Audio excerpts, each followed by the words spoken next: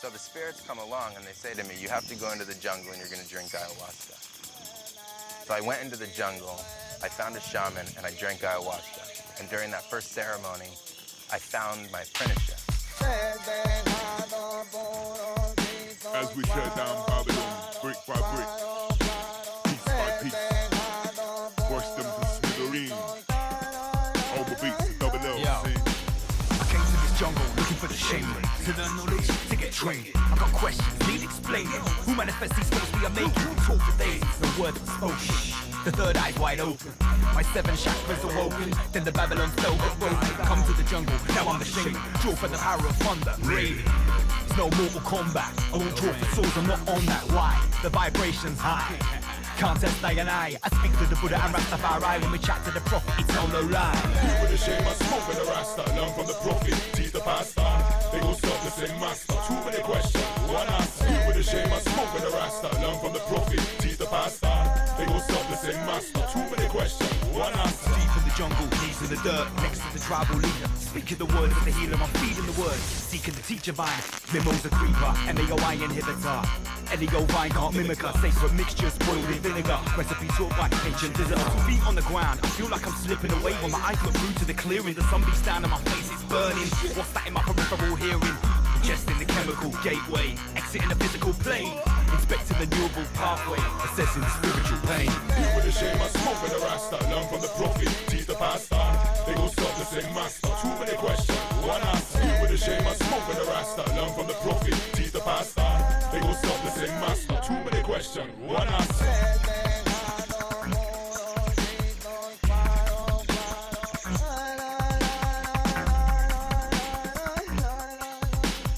Now, it's no joke to drink ayahuasca. Ayahuasca, alright, boga. One dose, game over. Heart of the forest, chilling with the elders, learning customs of ancient cultures. Shamanic technology, we fulfill the prophecy. No words describe this logically. Close both eyes, you might see properly. Wait, can you feel it? Hold it in before you release it. You got the key to revealing the secret. They tried hard to conceal it. Wait, how you feeling? Is it illusion? Is it the real thing? Seeing isn't always believing, hallucinating or lucid dreaming. You with the shame, I smoke with the Rasta. Learn from the prophet, teach the pastor. They gon' serve the same master. Too many questions, one answer. You with the shame, I smoke with the Rasta. Learn from the prophet, teach the pastor. They gon' serve the same master. Too many questions, one answer.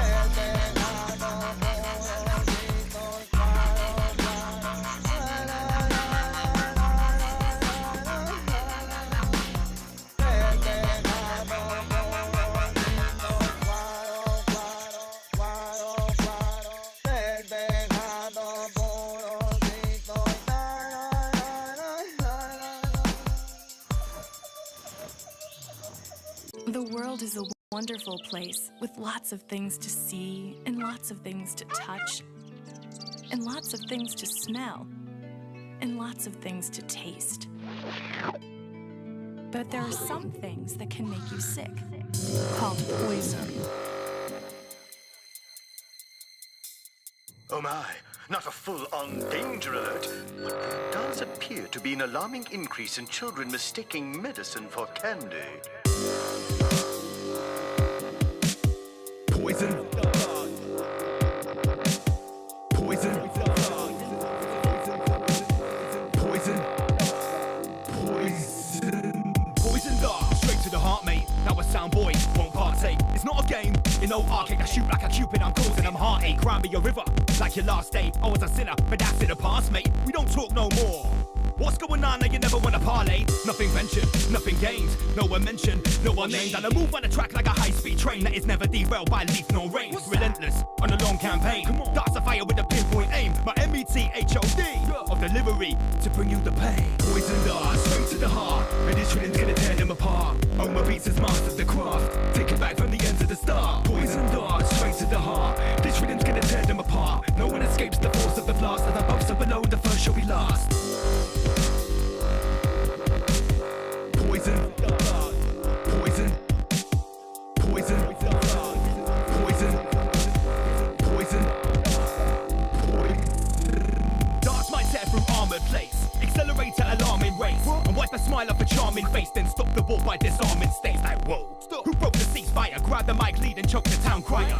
No matter what transpire, I slice through beef just like cheese wire. Rain on them with a heavy artillery. Painstaking workplace, sick as delivery. Leaving them seeking a seizure, bulging veins, bust up capillaries. Enter the bloodstream intravenously. Rhyme schemes invade you seamlessly. No vaccine, conveniently. Fatalities are occurring frequently. Poison dart, straight to the heart. And this rhythm's gonna tear them apart. Oma Beats has mastered the craft. Take it back from the end to the start. Poison dart, straight to the heart. This rhythm's gonna tear them apart. No one escapes the force of the blast. And above so below, the first shall be last. Poisonous, new forms more lethal. Evil spawn infects more people. They write the law, so it's legal. The poison dart is a nurse's needle. Shot first from a GP's pen. Chosen first from the DSM. To target women, children and men. So there's a remedy for defense.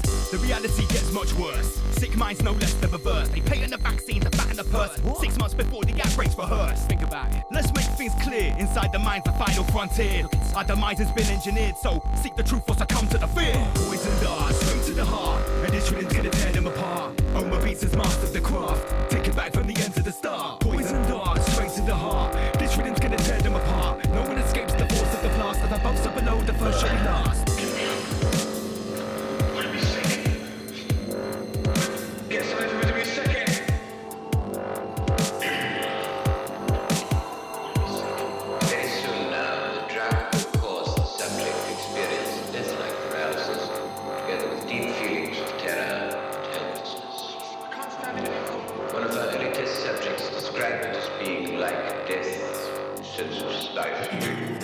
Stop. Ask first. Is this good for us? Stop. Ask first. It could be poisonous. How do I put it? It was like, what do you care about them? What do you care about those people?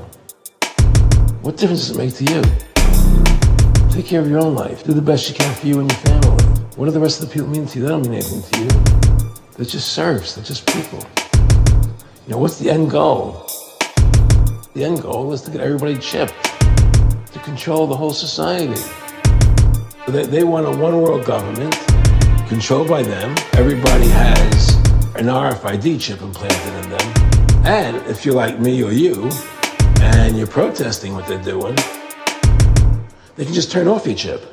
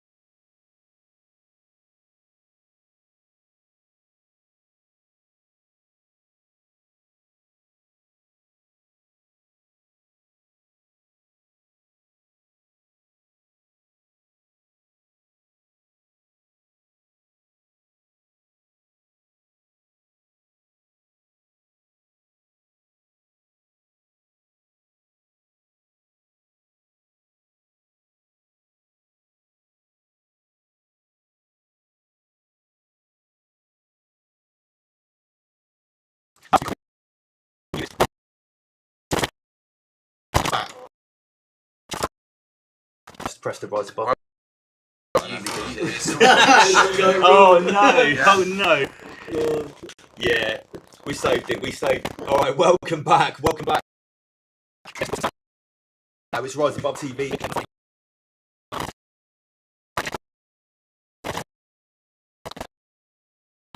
Yes, and I was just saying when we had no sound and you thought we were miming, that obviously it's really scorching weather in the UK at the moment, so big respect to everyone that's actually making an effort to be inside.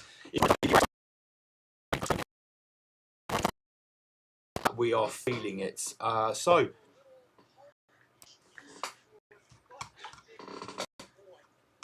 Right, I'm just checking the, okay, yeah, everyone's saying right here, gosh.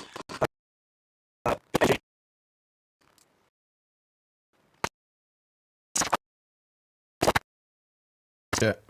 Should we start the whole fucking stream again here? Mate, I don't know one of the settings changed. We're back, now we're sounding good. Can everybody let us know? It's because we wanted our podcast back. That's that's the problem, AJ. Yeah, mate, honestly, Bob Villain's coming here and he's taking I'm not going to do that intro 3 times, but yeah, we wanted our podcast back, and basically Bob Dylan just couldn't make it. Bob Villain, sorry. He told us to shut the fuck up. Yeah, he told us to shut the fuck up. That's what our sounds off. Right. I think this is the shittest start we've This is the worst start ever. Yeah. Can everyone now let us know that we are sounding good, please? Big shout out to Mark Bowen. Right, we're crystal. Okay, thank you very much, Dan Hell. We apologise for that. No idea why all the settings had randomly changed. Restream does gay things like that every now and then. This is why, and my lovely, beautiful rhymer's wife will attest to this, I fucking hate technology. You can have it all set up, ready to go, and all of its own accord, whenever it wants to. Yeah, well, there's no reason for it to have done that. We always have the sound coming through the Queefmaster, not through the crappy microphones on these webcams. That's what was happening then. It was actually taking the microphones on the webcam, which is like over here, and it's rubbish. So, yes. Big shout out to everyone tuned in. We are now crystal clear. This is the kind of sound quality that you expect here on Rise Above TV. Sorry about that. Nothing less than the best for the Ramish community. So like I was saying, it is episode 155. Bloody hell. We're really getting on. Yep, I'm just going to come on to that. We've got updates about our guest right now. So this week, well, let's start off by talking a little bit about last week, because we're not in any rush at the moment. We've been speaking to people on the front line. On the front line, right, of some of the really quite hard-hitting subjects that we've been talking about. You know, last week it was the grooming gangs and stuff like that, and the you know, the abusers and the paedophiles, PDF files. Sorry, I keep doing that. That's awesome. And we had Lee Folan, an absolute legend. Big shout to Lee Folan. He was amazing. Really, I really enjoyed it. We were. Maximum respect for him driving all the way down, coming to the studio, spending the whole evening with us. You know, he was here for like a good 3 or 4 hours. Yeah, that's his Friday night as well, and obviously 2 hours down from London, probably 3 hours. It took him 3 hours. Yeah. 3 hours, 2 hours on the way back, 3 hours this. So that's 5 hours of driving. We've got to pay homage to people like Lee that are giving their time. You know, not just to go and do the good work, but to also come and speak to us about it as well. So yeah, last week's show was epic. Pardon me. So with the theme of talking to people that are on the front line with some of these hard-hitting subjects that we just sit here and talk about in the studio, this week's guest is someone called AY-Audits. He's en route. He's en route. Now, this guy is very elusive. His sort of nickname is the Hotel Inspector, right? And what he's been doing over, I'm not even sure how long he's been doing this. I've only been watching for a month or so. But he's basically going around and auditing all of these migrant hotels. And he's doing it in a way that a lot of these auditors are not. He's actually getting in there, seeing what's going on. He's a big fella as well. No one's mucking with him. He's interviewing the migrants. He's finding out some of the stuff behind the scenes. Now, I don't know the guy's name. I haven't even spoke to him on the phone. No one's seen his face. I've shared a few messages with him. I've paid him respect, said I think you're doing good work. We'd love to chat to you on the show because we've been talking about this. We need to talk to you. And we've had this date penciled in. The last message I heard from him a couple of days ago was basically, what does that say? Spanned, steaming, wankered, all at the same time. Siam time. Yeah, so he's very elusive. And the last message I heard from him a couple of days ago was along the lines of, I will try to make your show, but I'm out filming hotels all day long. He just sent us a message here in the studio of him in a traffic jam. I've just asked him his ETA, but he hasn't quite got back to me yet. So we'll just keep you updated, guys. Yeah. We've got plenty of stuff to get through. We truly hope that AY-Audits is going to be joining us, but if for some reason he can't make it, he can't get back, we'll apologise in advance. We'll make our very best effort to make it happen. Because yeah, if you're tuned into our Patreon, we've been looking at some of his videos on there. Our Patreon is fucking at the moment, honestly, is Naughty absolutely. Should we show the thumbnail for Sunday? Absolutely not. No. The thumbnail for Sunday and Sunday. You have to be behind a paywall to even know what that show is. I'm not talking about it on Friday night. Word to your nan. Word to your nan. You've got to be extremely We'll just leave it Michael-minded. at- we'll leave it at that. You've got to be very Extremely Michael-minded. Michael-minded. You have to be open Michael-minded to even be ready to approach this expose that Andy PG brought to me. So 3 hours, Michael. Almost 3 hours. 3 Yeah, hour that one's expose. coming out on Sunday on Patreon. Let's just get the QR code for Patreon on the screen so people can see. Because I have to say, guys, the deeper we're going into this, we are talking about much more things on Patreon than we are on Friday night. But the paywall protects us to a massive degree, or it has so far anyway. Mate, I massively prefer Patreon. No. Yeah, me It's not too. my favourite. No, don't get me wrong. The Friday night show is something special. I and it's still our- love Friday night. Friday but I'm night saying- is our flagship project. This is what we're known for. This is what we've carved our But the space. Peasantron's the innards of the rabbit. Peasantron is the inner workings. Peasantron is the esoteric. Rise Above Live on a Friday night is now exoteric. Do you understand what I'm saying? Absolutely, We Michael. can't really go in anymore as much as we'd like to, and that's what Patreon is for. So big shout out to everyone that's supporting this on Patreon. No amount of code words will get us around that. Definitely not. So yeah, shout out to everyone who subscribed to Patreon Absolutely for not. $3.33 a month. So yeah, let me. While we're on the subject, I think. Well, let me just make sure I'm doing this all in the right order. Yeah. Okay. So Rise Above Live or any live recordings are going to take a break for 2 weeks now. It's midsummer for us. I've got a lot of work on. Andy PG's got some. I'm going to festival. You've got some excursions on the cards, haven't you? Michael. Going to Beat Herder Festival. So So- if any of you Northerners are up there, come find me. I'll be there banging around to Dutty Moonshine. I'm up north every weekend for the next few weeks. Hull, Doncaster. I'll just drop in a Beat Herder, mate. Yeah, I would love to, mate. So, although we're still going to be broadcasting on Friday nights with your classic Schwab shows of vintage Rise Above clips, we won't be back with a full live show. What is that? What? Oh shit! AY-Audits has just joined us. Fucking Michael. Boom. Should we just get AY in straight away? I think we probably should. Reel him right. in before we lose him. Okay. Let me tell you, unbelievable. AY-Audits, can you hear us? Yeah, I can hear you, buddy. Wicked. We can hear you too. Thank you so much for joining us. Are you still driving? Mate, I'm stuck in traffic and we ain't moving. Yeah, so there's Oh, fire fair enough. engines there. Oh, okay. So I take Hello? it you are on your way back from a migrant hotel right now, yeah? Yeah, so I've been out filming today. Yeah, I've been to a couple of hotels today, yeah.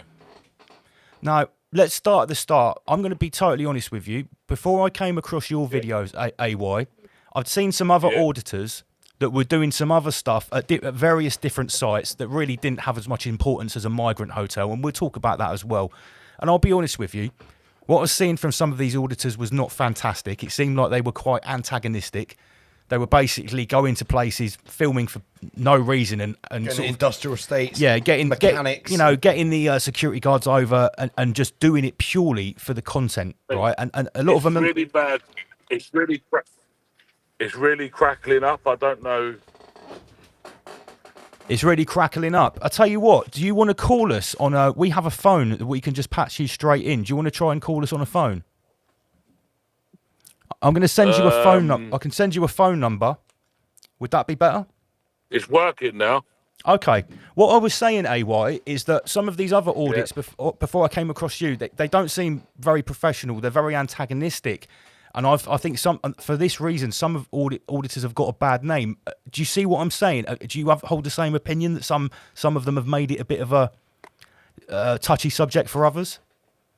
What do you mean? Like in what respect? Well, I think in their approach. I think there's a lot of them that are going to places like industrial estates. You know, they're going to like mechanics workshops and just getting like security guards all rattled and stuff like that, and where it's really got no relevance to anything really. Whereas what yourself is doing, we see as very different. We just wanted to get your opinion on the other people that are doing auditing, but not in the way you are. To be honest with you, I don't really watch them. It's not something I would really bother sitting back and watching. You know, people filming in industrial estates and stuff. But Sure. what anyone chooses to do, who are who am I and who are anyone else to criticise them? Do you know what I mean? Absolutely. The reason I'm bringing it up is because I think, and we here at this show particularly think that you are doing something important. These migrant hotels are something that we've been covering, talking about. I got arrested in 2020 for exposing Serco, in what was happening in 2020. What got you into this? When did it start? How did it start? Let's start there. All right, so look, I'll tell you what happened, yeah? I started having a bit of free time, and work was, I got into a position in work where I didn't have to work too much, do you know what I mean? So I had a bit of spare time. And honestly, obviously, I'm not going to say I didn't know about YouTube, because obviously I did. But one day I was scrolling on, I wasn't really like active on YouTube, never had an account or anything. But I scrolled through and I see a video. And I thought, no, that can't be right. It must be staged. And I've just, that's what I thought. I just thought it can't be right. And I just thought to myself, you know what? I need to see it, my own two eyes, do you know, to be able to believe this. I didn't believe it. Do you know what I mean? With regards to the migrant hotels, is that what you're talking about? You didn't believe what you saw? Okay. So I couldn't believe. Go on. No, I was going to say, is it fair to say that migrant hotels is what started you auditing? Yes, it was always going to be migrant hotels, but I wanted to get like a little bit of a practice in, do you know, just to just to be behind the camera. Do you know what I mean? Like, it was a little bit. I didn't want to just bounce straight into migrant hotels with like straight no into the deep end. Yeah. Yeah, sure. We get what you're saying. I wanted to start off and then just see how I felt behind the camera as well. Do you know what I mean? Like, so what? Because you are. AY, what sort of things were you doing then before you approached a migrant hotel for the first time? What sort of stuff were you doing behind the camera just to get a feel for things? Okay, so I did actually go to some. I'll be totally honest. I went to some money places, you know, like cash counting depots. Okay. And I went to these places, and I went solely, and I've got no shame in admitting, I just went solely for the police reaction. What, to see if the police were going to overstep the mark, sort of thing, with regards to abusing their powers? I wanted to see. No, I just wanted to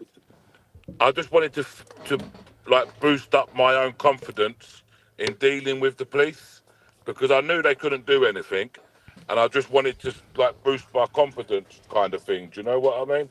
If that makes sense. Sure. Okay, so to test the waters before you went for the proper target, which, like you say, was always going to be the migrant hotels. Now, if you don't mind me asking, AY, you seem to have quite a different demeanour to many of these other guys doing it. Have you got any background in armed forces, protection, military, or anything like that? If you don't mind me asking. You don't have to answer that if you don't want to. Do you know what I mean? Like, okay. You know, like, I can't. I'm not going to confirm it. I'm not going to deny it. You know. That's absolutely fine. If we ask anything you don't want to answer, that's fine to answer like that. How many of these hotels have you done so far, and how long has this been going on? So I done the first one in maybe January, February. Okay.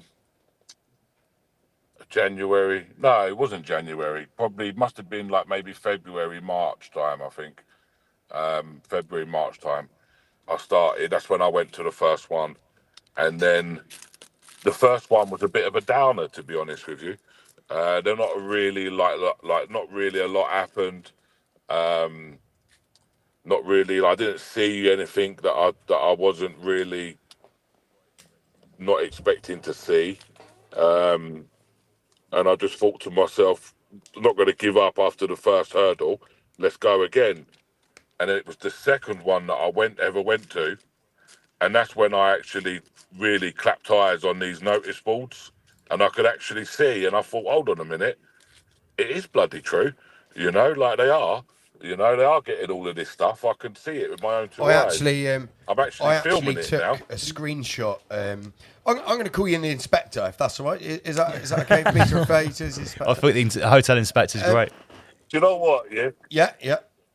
Listen, I refer to myself as the investigator. Okay, the actually. investigator. Okay, I'm going to refer to The hotel investigator. Oh, I got it wrong with inspector, but I like the ring to it. So, a hotel investigator, I actually screenshot one of the pieces of paper off the board from one of your videos and showcased it on our Patreon videos, which we do behind a paywall when we talk about this stuff in a lot more depth. And it said they had, what was it, Lance? Free dental. Yeah, so dental. Medical opticians. Opticians. They were gonna they would recover any expenses for you getting to even if you needed a wig. I'm sure wig That's was right, on the list. wig was on there. Yeah, so it was like prosthetics, wigs, glasses, dental trips to the doctor, including the travel. Yeah, so like if we're not exaggerating here, are we? Taxi, buses, all of that, it was all on there. It's madness. No. Yeah, no. Mate, some of the things that I've captured on these cameras is if you didn't have it on camera, people wouldn't believe that that it's happening. Do you know much? Oh, you sorry. know, and I just think that's why I think it's important, that we do catch this on camera. Do you know, it's important that we do. 100%. Do you know much about the and we carry do you know on much catching about the government contracts in regards to these hotels? So I know a little bit about them. Because you I'm not going to say I know because you do mention a few of the firms which let's talk about the work in these contractors. Yeah, go on. So you've got Ibis, and our Ibis absolute stinks for me. Yeah, I'll just think to myself, this absolute stinks. You've got Ibis that, if you can look at the figures, they was losing money during that, 2020 time. I don't want to we're say on the YouTube. name of what it is because I don't. Yeah. Do you know what I mean? So I don't want to get anybody We all know, in trouble. But they was done and finished. Yeah, they was done and finished. Bro, last year they made £750 million profit. Cool, blimey. And then when you look who actually owns this Ibis company, it's actually owned by the French. Yeah, Ibis is a French hotel. Yeah. And then you think to yourself, hold on a minute, what's going on here? These are coming from France. Oh wow, yeah, of course, because they're coming from Calais. You think to yourself, they've got one of the biggest contracts, which they've now lost, by the way, as well. Yeah, which I think ends in September, I believe. But that could be. Some people say it is July the 31st. Did I say July the 31st? Someone says it's the end of July, or it's the middle of August. I think it's actually the 9th of September. Is it right? Are we right in saying there are generally 5-year contracts? That's what I've heard of for these hotels. Yeah, when you look at them. And also what I've learned is that generally the offer that the hotels get, whether it's we have been researching this quite a bit, whether it's a smaller independent hotel, a medium-sized chain, or a large chain like Ibis, they generally get offered a 5-year contract with 100% occupancy, which as we were talking about, if you have 100% occupancy in your hotel for just a number of weekends of the year, you're laughing. To have 100% occupancy the whole year is unheard of. It is. Except in this day and age. We've mentioned, though, the problem is after, like you've just mentioned about Ibis's contracts run out, the hotels which have been housing these travellers, their business rates are going to go through the roof once there's no full occupancy anymore. Yeah, because when the business rates are recalculated for that 5-year period, when you have 100% occupancy, they'll take your revenue and your profit into account. So what we've suggested is that this has actually been a bit of a trap for the hospitality industry. First, you have the 2020 incident, which puts you on your knees. Then you get offered a 5-year Yeah. contract where you get 100% occupancy, an offer you simply cannot refuse. And because you're probably already on your knees. Yeah, and then once that's over and you're not getting your 100% occupancy, but your business rates go up through the roof, that's when the investment companies and the banks come and take your hotel chain. Because let's be honest, anyone with any moral standpoint isn't going to go and give a hotel that's housed all these radical mariners in for the last 5 years in their local town. They're not gonna come and stay or have dinner in the hotel or use the facilities at all because they'd be pissed off with them. But I mean, this business didn't exist a few years ago, and now it's come into place, and they reckon it's worth 1.3 billion, which is absolutely insane. So, and do you want to know something interesting? Also, AY, I'm sure you probably know this as well, that the RNLI are working in cahoots with Serco they're fishing the migrants directly out of the channel, handing them over to Serco to put them in the detainment centres, and then they go directly into the hotels that are often owned by Serco as well. See, I wasn't sure if that's actually still happening because I haven't seen any videos recently of the RNLI bringing it back. I've only seen Border Force. Well, they may have stopped because they got too. Maybe their donations dried up. Everyone was getting really pissed off with the RNLI. No. Listen, I'll tell you. Right, so if you go on Vessel Finder, you can actually watch them. The RNLI are there as well. It just means at that time we've got enough Border Force boats to be able to accommodate it. Yeah, so at that precise moment, we'll have enough boats to be able to accommodate it. But the RNLI are still there. They're still on the scene with them. Yeah, we keeping everyone nice and safe. And you can see all this on Facebook. We're broadcasting from Poole, where the RNLI has its headquarters, mate. I go past their headquarters every day. Yeah. They're so rich, the RNLI. They own a whole road in Poole, both sides of the road. I'll tell you what does me with it. I think like most people that watch my videos, will probably predominantly turn around and say, "Look, I'm quite polite to the migrants, unless they're not polite to me, you know. Like, so I'll always treat people how they treat me, you know. So that's just how I've always been, and I don't blame them. Sure, you know, like if you knew that you was going to get a land of luxury, you know, wouldn't you? We would all do it, wouldn't we? You know, if someone said to me, "Listen, come down here, yeah, we're going to, we'll be all right."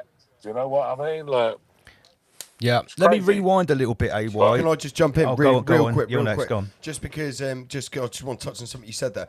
You said you're quite polite to them. I've watched a number of your videos, Hotel Investigator, and you are indeed very polite to them. But I did watch one of your recent ones. I think it was where one of them threw a hot cup of coffee or water over you or something.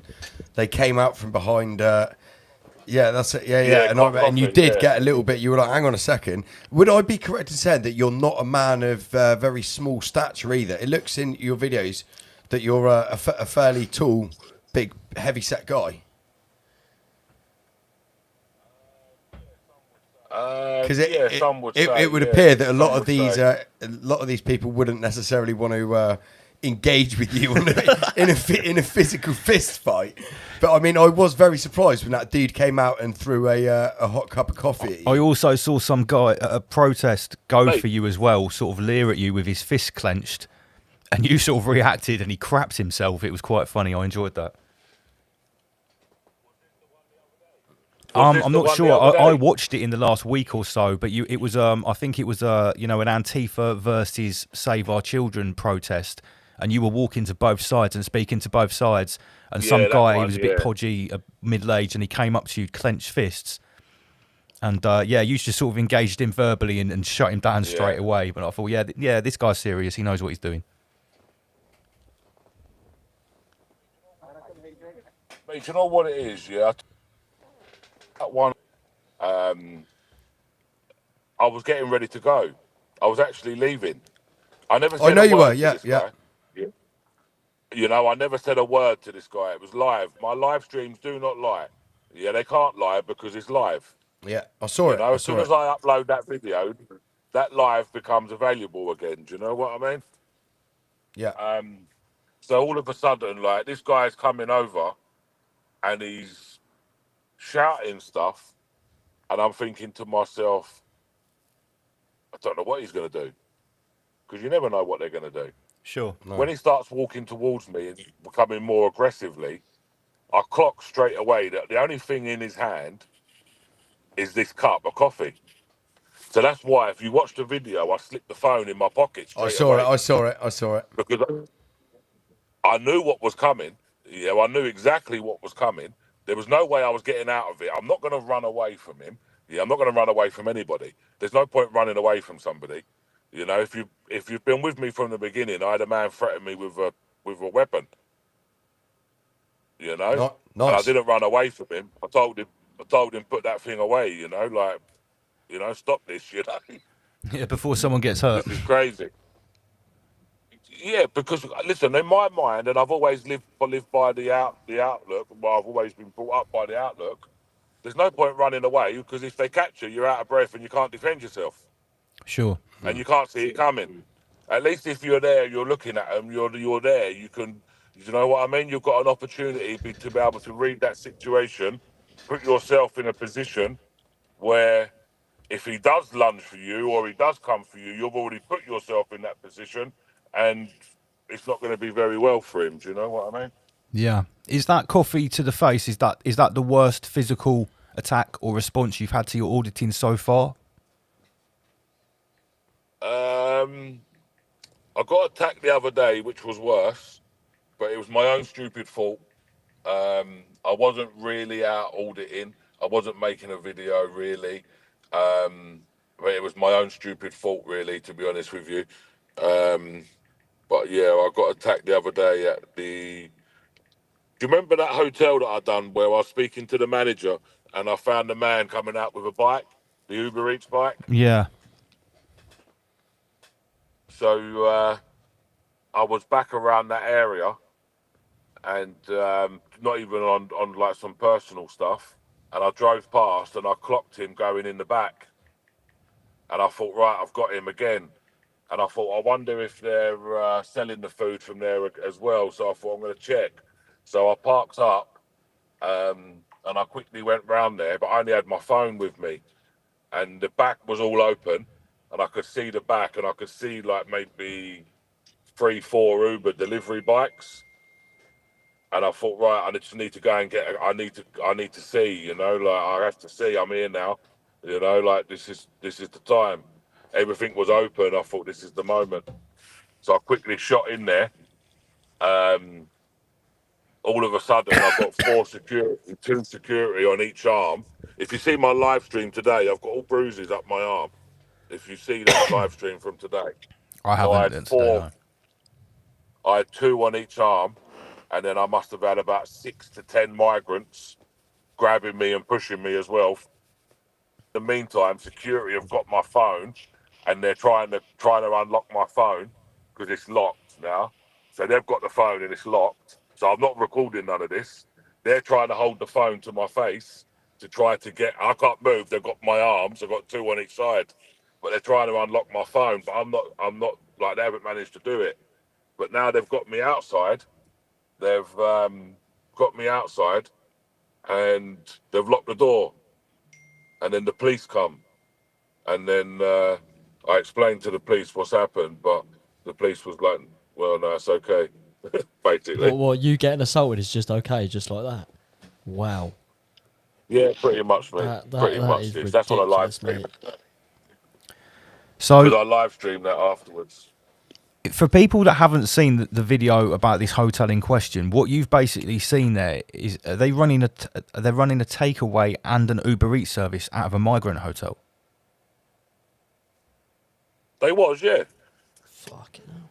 So not I didn't only know at the time when I got there, I didn't know, you know, like because it's not like I try to stay in the public areas because I know these police want me. I know they do. You know, like I know the feeling. I get the body language. They're waiting for me to do something wrong where they can arrest me. I know this, so I won't go in no private areas. I'll always stay in the public areas or what was public, you know, or what is public, what is defined in a hotel. In a hotel, you have public spaces.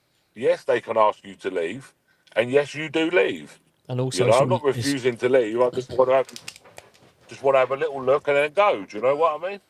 yeah, it's your legal right as well. So trespassing in the UK is a civil matter. So even if you were trespassing, they can't really do much. How clued up? The are you on, like, hotel the law investigator with this? knows the law. I can assure you that, AJ. Yeah. You just outed yourself there for Oh, did I? not watching many of his videos. No, I've seen a few of them. But how clued up are you? Like, obviously you're clued up on the law. Like, do you do like a lot of research before you go into like a hotel, or like how do you do it? So what I'll do is, yeah, you're breaking up a little bit, but I get the gist of what you said. So basically, if you noticed, I always try to get them to answer on camera. I haven't been violent, I haven't been swearing, and I haven't been aggressive. Yep. So I always get them at least 2-3 times. Yeah, I always get them confirming that on camera. That way there's no breach of the peace. So before the police come, there was no breach of the peace. So me still being there is not going to be a breach of the peace. Yeah, so you're protecting your own Because there house, hasn't as it been were. one before the police even arrived. Do you know what I mean? Because they've confirmed that on camera. Yeah, they've confirmed it. Do you know? Like they've already confirmed. This is the security that I get to confirm it. If you watch the videos, I'm always saying to the security, you know, just tell the truth. I'm not being violent. I'm not being aggressive, and I'm not swearing. I do I'm not there notice. to cause any damage or anything. I do notice a lot of the more recent videos, the security start holding hands and linking arms, Yeah, and it just looks so gay. There was one particular one with the two Indian guys, and they were just there was a big circle of them around you, and just two of them were holding hands. Yeah, that's right. And you said, "Why are you two holding hands?" And their excuse was, "Because he's the boss." Yeah, that was hilarious. Lads, I'm not getting none of this sound coming through. Can you not hear us? No, you clearly can't hear You us. can't hear us. I All right, can hear it, but it's just always interrupted. Okay, it's in. All right. We'll try our best, because you're coming through loud and clear. And just if everyone in the chat can let us know, AY is coming through loud and clear. Let me ask you, what is the most shocking thing? What is the craziest thing? What is the most surprising thing that you've uncovered when you've been in, seeing one inside one of these hotels? The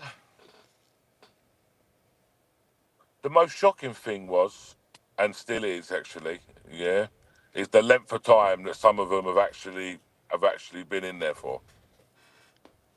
What's the longest? I've had 4 years. Wow.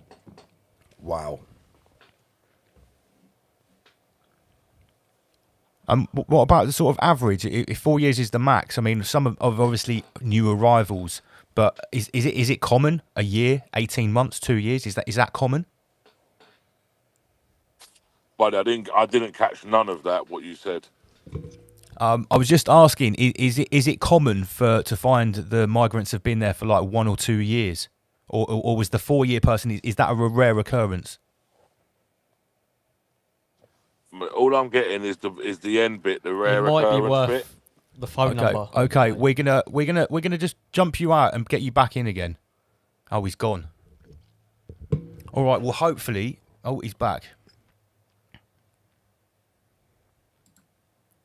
Okay, you're back with us. Is that better?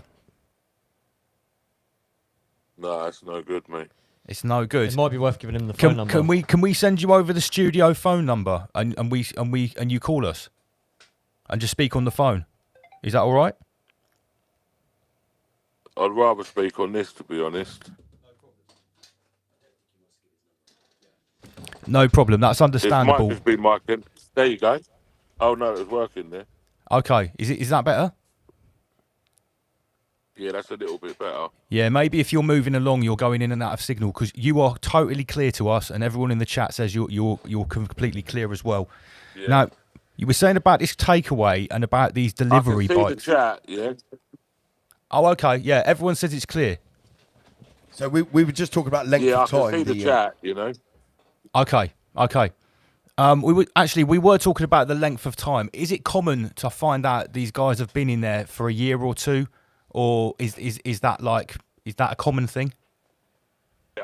It's just bouncing in and out, buddy. I can't get you at all. Okay, let's. I'm going to type a question in the chat. Maybe we should let the hotel investigator maybe get back to us in an hour or so, or if he gets out of the traffic at all. Yeah, call us back. Call us back when you get into a better zone, mate. I'm just going to send him a message. Type it in the chat and answer. Yeah, I'll send him a private message. Just play a quick music video. Let's just while we we'll just have a break. Recalibrate here at Rise Above. We've been some fucking shit to the show. Yeah. It's not been a great start to the show. While you're talking, let me just type something and I'll put it on the screen for AY-Audits. 1 sec. So yeah, guys, shout out to our wonderful moderator Pamela Swan. She's put a lot of links tonight for AY-Audits in the chat that you can go on the screen now to sub to AY-Audits. There's the link on the screen. Honestly, his videos are really good, very informative.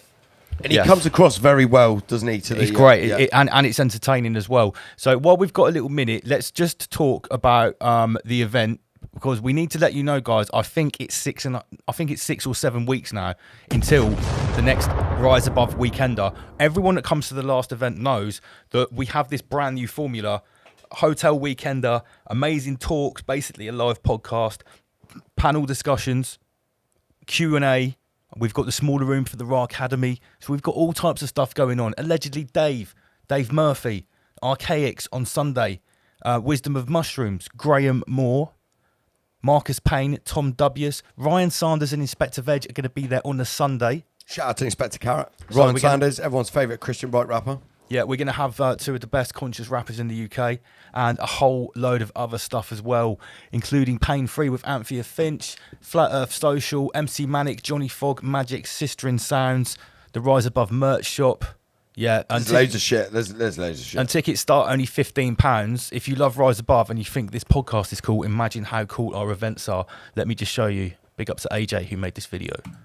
Come and experience a world-class lineup of guest speakers at the next Rise Above Live in the Flesh August Bank Holiday Hotel Weekender, featuring Martin Litka, Wisdom of Mushrooms, Graham Moore, Richard Ryder, Toroidal Dynamics, Inspector Veg, Marcus Payne, Ryan Sanders, Tom W's, and allegedly Dave Murphy. You won't want to miss out on these speakers exposing the peasantry that is Clown World. Exclusively at our Rise Above Live in the Flesh Part 2 Bank Holiday Hotel Weekender on the 22nd, 23rd and 24th of August. Don't be a peasant and get your tickets on our website today. Fancy spending a whole weekend away from Clown World? Well prepared to take off your tinfoil hat and join us at the next Rise Above Live in the Flesh Part 2 August Bank Holiday Hotel Weekender. With 3 days of engaging talks, panel discussions, interactive workshops, nightly after parties, speed dating, meet new friends, socialise, network and make connections from Bournemouth's golden sandy beaches. Located 10 minutes away from Bournemouth train station at the Celebrity Hotel, come and join us on the 22nd, 23rd and 24th of August, this bank holiday 2025, and get your tickets on our website today.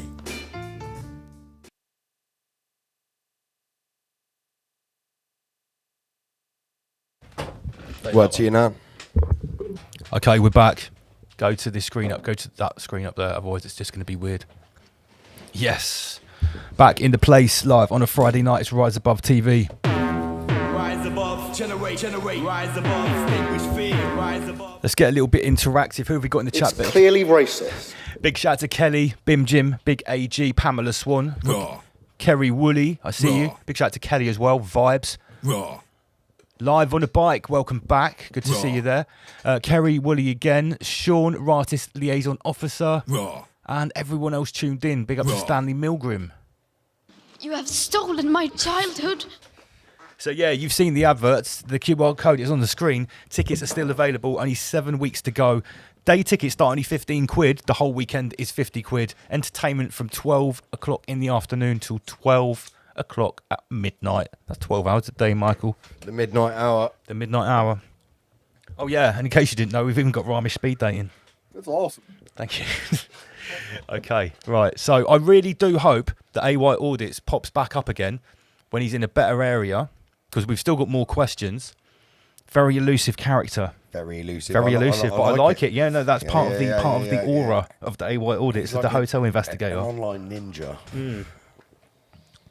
He's a bit, he reminds me of someone. It's funny. The AI can't control everything. Right. Thank you, Jason. Here's something that's a lot of fun. A lot of fun. Big shout out to the person that just scanned the QR code. We see your notification on the top of the screen. Also, shout out to Persona Towers. Yeah. For our sorry, no, it wasn't. Oh no, they've recommended our Patreon to other people on Patreon. Shout out to Persona Towers. They are a new subscriber to our Peasantron. Yes. Oh yeah, I need to announce the winner from last week, who wins a pair of tickets to the event. That's awesome. A pair of tickets worth £50 each to the entire event. That's Friday, Saturday, and Sunday. Excellent. August Bank Holiday Weekender. To get into this competition, basically, you had to sign up to Patreon in the last 7 days. It's only £3 to enter the competition, and you get $3.33, or $3.33, and you get a whole shitload of content for your money. The winner, I'm just going to do first name only, Spencer, and I will be sending you a message on Patreon. And you'll be going on the guest list. You and a guest can come to the Rise Above Weekender. Thank you, please. And Patreon gang, I haven't forgot about you. I will be doing a draw for you guys next week. There's 2 tickets for you. People on Patreon, don't miss out. You get your own competitions. I've got to make that very clear. We've got to treat everyone equally and fair. I forwarded you something to get into later in the show. Fantastic. So once again, we do hope AY-Audits gets back in contact with us, but we appreciate. We'll see. He's stuck in the traffic. He might not have any signal, but the door's open. AY, if you're still tuned in, right? Should we get down to business? Let's do it. Let's do it. Yeah, sign up to Patreon. Don't be a peasant. You'll fucking love it. Everyone on Patreon absolutely loves it. You're a little punk, bitch, insecure, button-dicked little boy. We've already had that button. Right. Okay. No, we haven't. We haven't on this stream. Oh yeah, at the start it was two. it was silent. Yeah. It was silent, right? First so no two. one heard it. Right, got you. I couldn't do it a third time. Sorry. So also the most fun and thing we've done recently, and everyone fucking loved this, is when me and Andy PG and AJ went to Bournemouth Town Centre. It's called the Baywatch Special. This is the photo. We had a megaphone, we had a siren. And we had a microphone as well and a cameraman, and we got down to business doing the peasant perception test. And we got pissed. Yeah, but we had a lot of fun. Big shout out to everyone that we chatted to. This is only available on Patreon, full hour and a half. It's a wicked video. People are raw footage as well. It's raw footage. Yeah. Right, okay, here we go. Because it has been quite a week, as it always is in clown world nowadays in the 2025. So let's just use the phrase to introduce this to that you used this morning. I thought it was really funny. This should put a cat amongst the pigeons.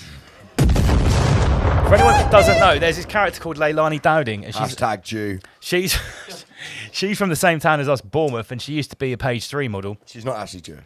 And she is sort of like, what's the word? Alt-right media influencer. She appears on GB News. She's worked on Iconic. She's marrying a Jew. With the hikes. Now, I've thought she's a bit iffy for a while, okay? But anyway, she made this post today saying, I warned about the likes of Serco taking British housing stock back in 2022 on 5 to 6 year no-break clauses. To 2022, you say, Michael? 2022. I was talking about Serco in 2022. She's boasting about it on GB News, on a mainstream alternative, GB News. You will hear more about the government contracts on private homes as they move the tens of thousands of illegals out of the migrant hotels and dot them around the country. Repairs and maintenance paid on our dime. So, do you know what we should have done? What's that? We should have got the clip up of her actually saying that on GB News, and then put subtitles up in Hebrew.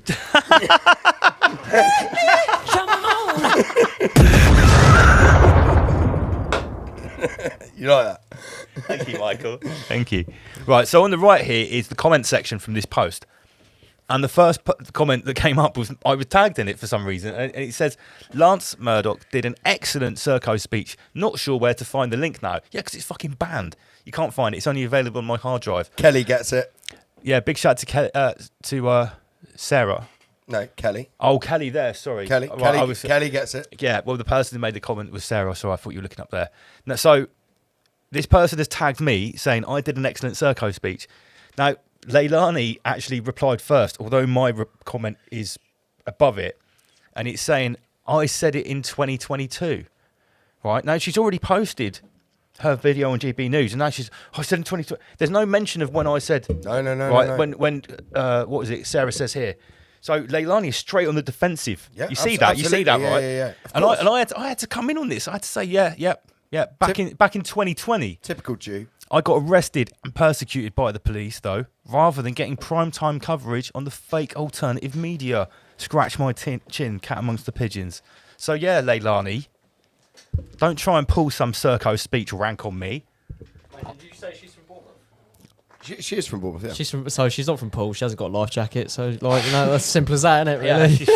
a life jacket. She's just jealous that she hasn't got a life jacket. I even back in the day, I invited her on the show. Never even replied. People have tagged my work multiple times in her posts. Should we go into it a little? Just go on. Tiny bit more. I'll give you another 33 seconds.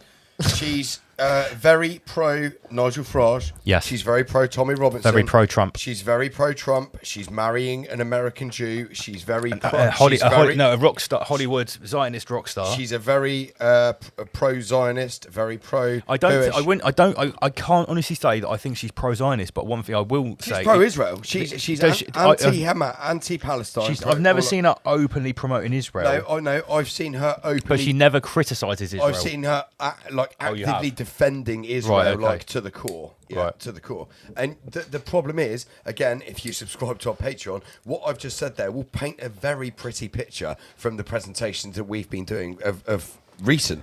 Yeah, because all the regarding stuff, geopolitics, a lot of the stuff that we're doing on Patreon is what we've recently coined it the holy race peasant baiting war, or something like that. But we've been sort of exposing the media apparatus, which of this that's coming out from this multi-sided the actual cube. mechanics. Yeah, the actual sort of Michael mechanics of the mind control. The Michael mechanics behind. Mate, I know, Lance. I know you listen to Radio 2 in your office at work. Yeah, Radio Poo. Yeah. Right. So, my mate Steve, who I work with as well, he also likes to have that on the radio. I heard today they have. I don't like to have it. No. I said he likes to have it on the radio. I said you have it on in the office. I know. So they had debate on Jeremy Vines today about AI being used on the app for the NHS and stuff like that. All that. They had some fucking unhinged lunatic called Janet ring in, and she was almost screeching down the phone. It was funny. Every so often, one of these people get through. They'll let one in. It's great. And this woman was like screeching down the phone, said she mentioned GB News 3 times and just saying they've said we shouldn't have it, blah blah blah. It's all AI takeover. She was at a GB News activated bot. And the whole point, what we've identified on Patreon, is that GB News is a Zionist news media funded organisation which is actively designed to row up the English media. If you really want this woman was fucking unhinged. Yeah. And she's been wound right up by GB News. GB she media. mentioned it 3 times. It was This is why you have to put all of that fake media behind and just watch Rise Above, and you'll be okay. That's what I'm saying. Boy. My eyes were rolling bigger than fucking Snoop Dogg. Oh dear. So yeah, and if you really want to understand a lot of, even to more depth of what Andy PG was just talking about, you need to watch Sunday Night on Patreon, because yeah, you know why? Like what Nikki G? Careful. I'll just say Nikki G. No, I wouldn't even say that. From current social media. Okay. What was? Yeah, watch Patreon on Sunday night and you'll understand. It's nearly a 3-hour investigation and presentation, guys. I spent a lot of time on this. Okay, let's move on. It's not going to be if AY doesn't get back in contact, it's not going to be a long show tonight, but it's going to be good because obviously we've got plenty. Now, I came across this week. Oh, whoops! Because that was a great sound. That was a great sound. That was a bit of an epic intro. What? Sample that. A bit of an epic intro. That. Oh, I thought you said an epidendro. Is that the name of that noise? Right. So, the Abraham Alliance Make that shit big, Michael. I meant to hit the overlay. The Abraham Alliance. It's a time for a new Middle East. Gosh. Should we get up at abrahamshield.org and have a look? Oh my gosh. Yeah. You've got 2 screens. You know what to do. Andy, right? Let me just get the camera up. We are about to preview down the rabbit hole. in real time why we've just invested in the 4th screen. Okay. So Andy PG is going to rabbit hole. You're just going to Jamie this in real time. abrahamshield.org. And then so get that up because we need to look into this because look, how the fuck is Trump in the middle of this? Oh my god, it's in Hebrew. It's quite literally in Hebrew. Oh my god. All right, get this shit up. So we've got we've got a stuff. Like, we need to get this bigger, but people can't see what we're talking about. Wow. Where is it? Here we go. So the Abrahamic Alliance. Can you share that? How do I do that? Like? Press share from your screen. Sorry, You've got mouse over this side. You have got the 4 screen capability now, Andy PG. This one. Yeah, share your screen and then click the entire screen top right. Press this entire screen. Choose the screen you want. Click that one. Michael. And then you go share. We're doing it, Lance. Yeah, here it is. We're doing it. The 4th screen has just come into play. Double screen sharing. I was just making sure. I thought that noise was AY-Audits coming back, but it's not. Okay. Right. We've all got sausage fingers. Right. Is there more sausage fingers? I've got a sausage fingers £10 note in my pocket for the first time. Mate, they look like they own the bank that supplies that, mate. The Coalition for Regional Security. It looks like they've swabbed the Star of David with the COVID-91 molecule. Well, it is a virus after all. A vibrational virus. Oh, that was really loud. Yeah, sorry. Fuck. Michael's. You never have to Michael too loud. What are you talking about? Can you scroll down? Can we see what else is going on here? Yes, Michael. The Abraham Shield Plan. Okay, so regional security. The Abraham Shield Plan, or the Coalition of Regional Security, is the new Israeli political security initiative. Oh, wow, okay. So this is the new initiative where the Khazarian mafia basically envelop the rest of the Middle East. Again, guys, if you're up to date with our Peasantron, we've been in depth in the different sides of the cube, including the Khazarian mafia. We basically turned it butthole inside out and put a microscope up it and really got to business on this subject. Slapped it all on the table, Yeah, so de-skinned it, all over the got place. the innards out. Yeah. So it looks like Trump is obviously key principles. Oh, wow. Closing the front in Gaza. Okay, we're not finished here. Yeah. Closing the front. Sorry, we barely got started. I'm not getting distracted. Closing the front in Gaza, returning all hostages, establishing a technocratic transitional. Oh shit! Yeah, Michael. Oh, boom! Look at this. What a find! This is real-time rabbit holing right here. Unbelievable. Establishing a technocratic transitional government in Gaza and a regionally led de-Hamasification. De-Hamasification. Michael. D is for de-Hamasification. On next. What a word. What a word for ethnic cleansing. So after of a specific ethnicity. They really targeted that and pinpointed that in a really good way. Whoever came up with that term, that was a... So it's the cure for anti-Semitism is de-Hamasification. Yes, Michael, that's the medicine. Oh, don't be Islamophobic, guys. We're not being Islamophobic. We're simply reporting. Yeah, I know. I'm on joking. What we I'm see. joking. Not being a goyimophobic. And we're after 9 o'clock. We're after 9 o'clock now. Right, but what they're saying here, once Gaza has been completely decimated, we have got all the bodies of all of the dead hostages back.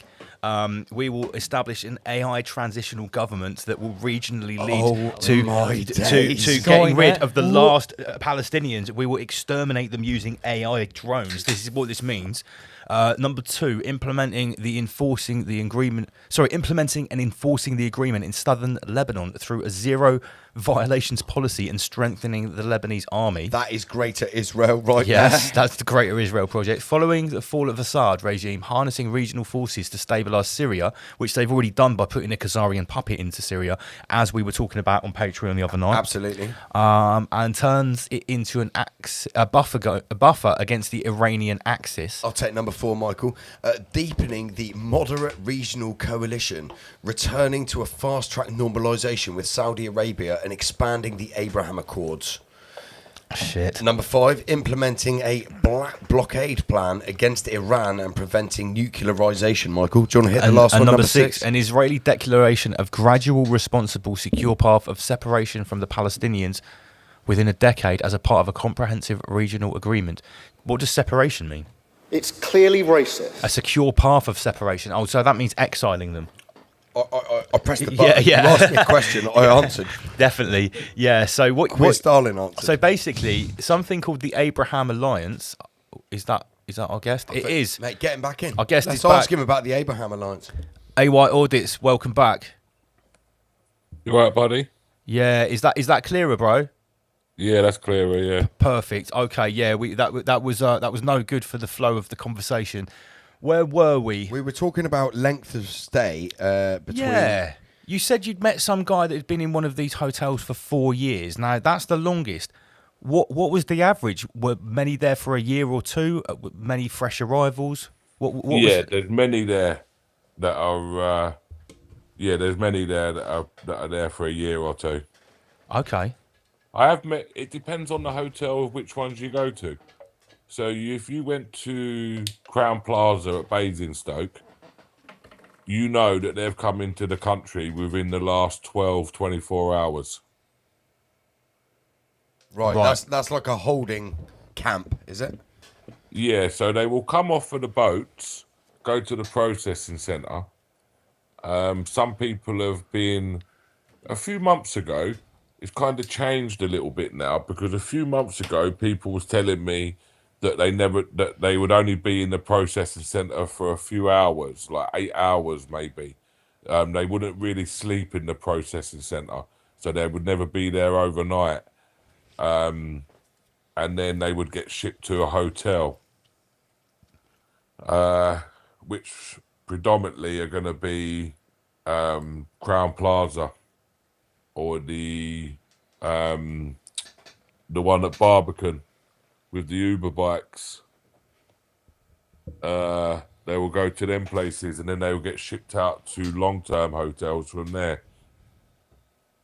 Right, so this is actually much more organised than most people think. There's yeah, definitely, 100%. Let's talk about the bikes, because now you've told us at one place you've not only seen all the Uber delivery drivers with their bikes outside, you've also seen them basically cooking food there. Now, the bikes themselves are quite problematic for a couple of reasons, AY.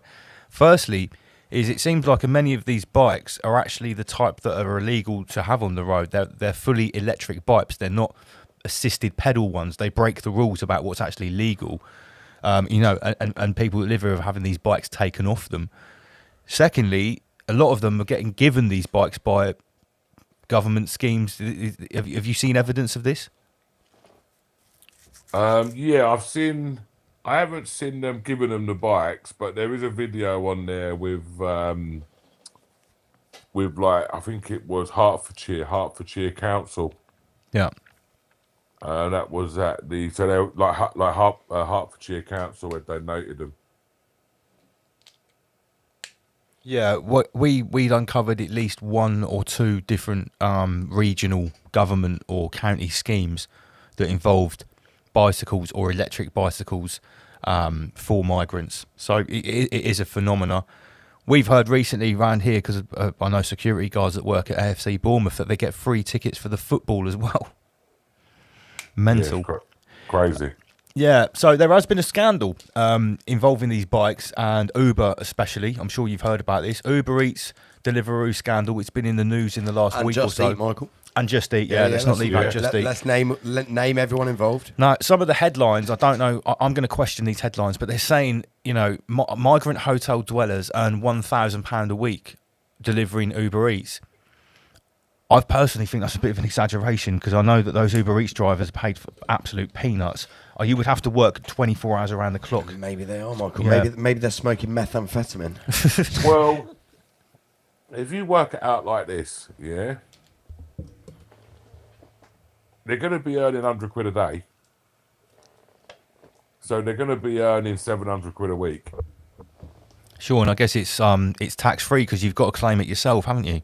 And always remember, if anyone ever gives you figures, you always want to take 20% off, 30% off, and that's when you're probably going to get round about the truth, aren't you? Sure. Do you know what I mean? Like, have you noticed when you get an Uber Eats or a Deliveroo that the many times the person that delivers it is not the person in the picture? mate, I don't get Uber Eats and Deliveroo, mate. You know what? Yeah, That's the right answer. If it's in walking distance to me, God gave me 2 legs to walk with. I'll Sure. go and collect it myself. Yeah. Yeah, God gifted me with 2 legs, and I'm able to use them. So why not use them? Do you know what I mean? Like, if it's close enough.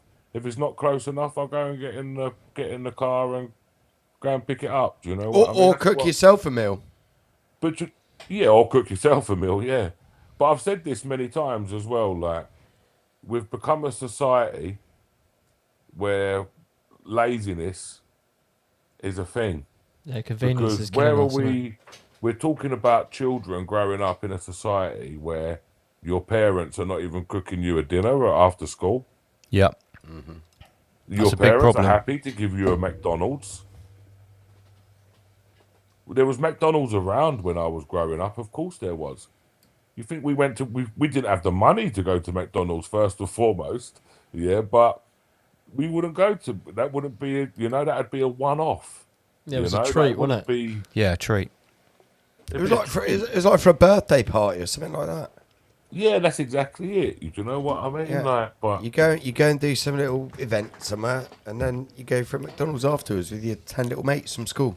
No, so far, AY, we've talked in detail about the stuff you've seen, why you got into it, and some of the things you've uncovered in these migrant hotels. But I want to sort of zoom out a little bit and talk about this phenomenon as a whole, and really just get some of your opinions on what's going on with immigration and its relation to these migrant hotels. Because the argument that I'm putting forward is that when you talk about this stuff, obviously the labels of racist or right wing or bigot come out because many people can't see the nuance, the difference or the subtle differences between traditional immigration that has been happening to this country since time memorial and what's happened in the last, especially 5, certainly 10, and probably 20 or 30 years in this country. Which has seemed to be accelerated since 2020.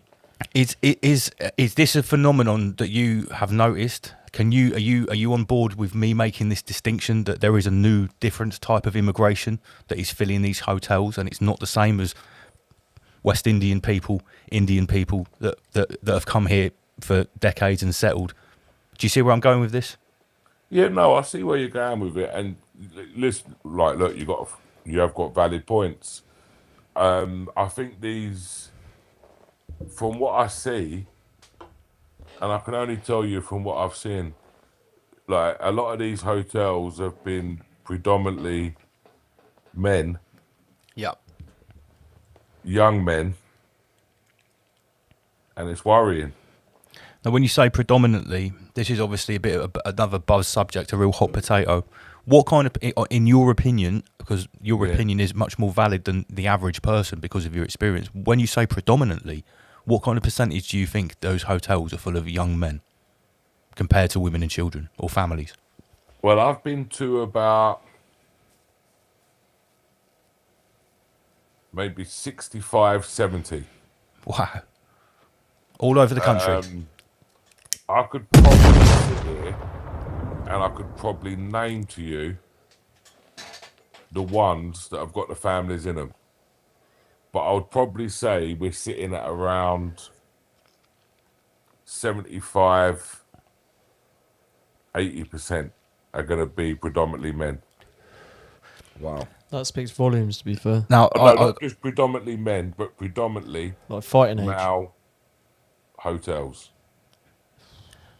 What kind of effect, if this carries on at that rate with that demographic or sex split, gender split, should I say, what kind of effect do you think that's going to have on society as a whole, just in general, because of the men? Listen, you got, like, not just because of the men, yeah, you got to look at the whole thing. Now, imagine, I don't know what your situation is like, but imagine if you had to private rent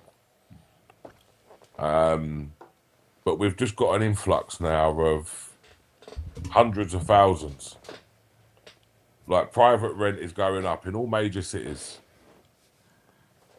What's your chances of now actually being able to actually own your house anyway? For people coming through. Well, it's interesting you should mention that, hotel investigator, because I've recently been looking into the language which is being used by Keir Starmer and the likes in the Houses of Parliament, House of Commons, and they're saying that all these they're saying homes will be built, not houses. Yeah. They never mention houses. They say homes, and when you look into it, a massive proportion of these homes are not houses at all.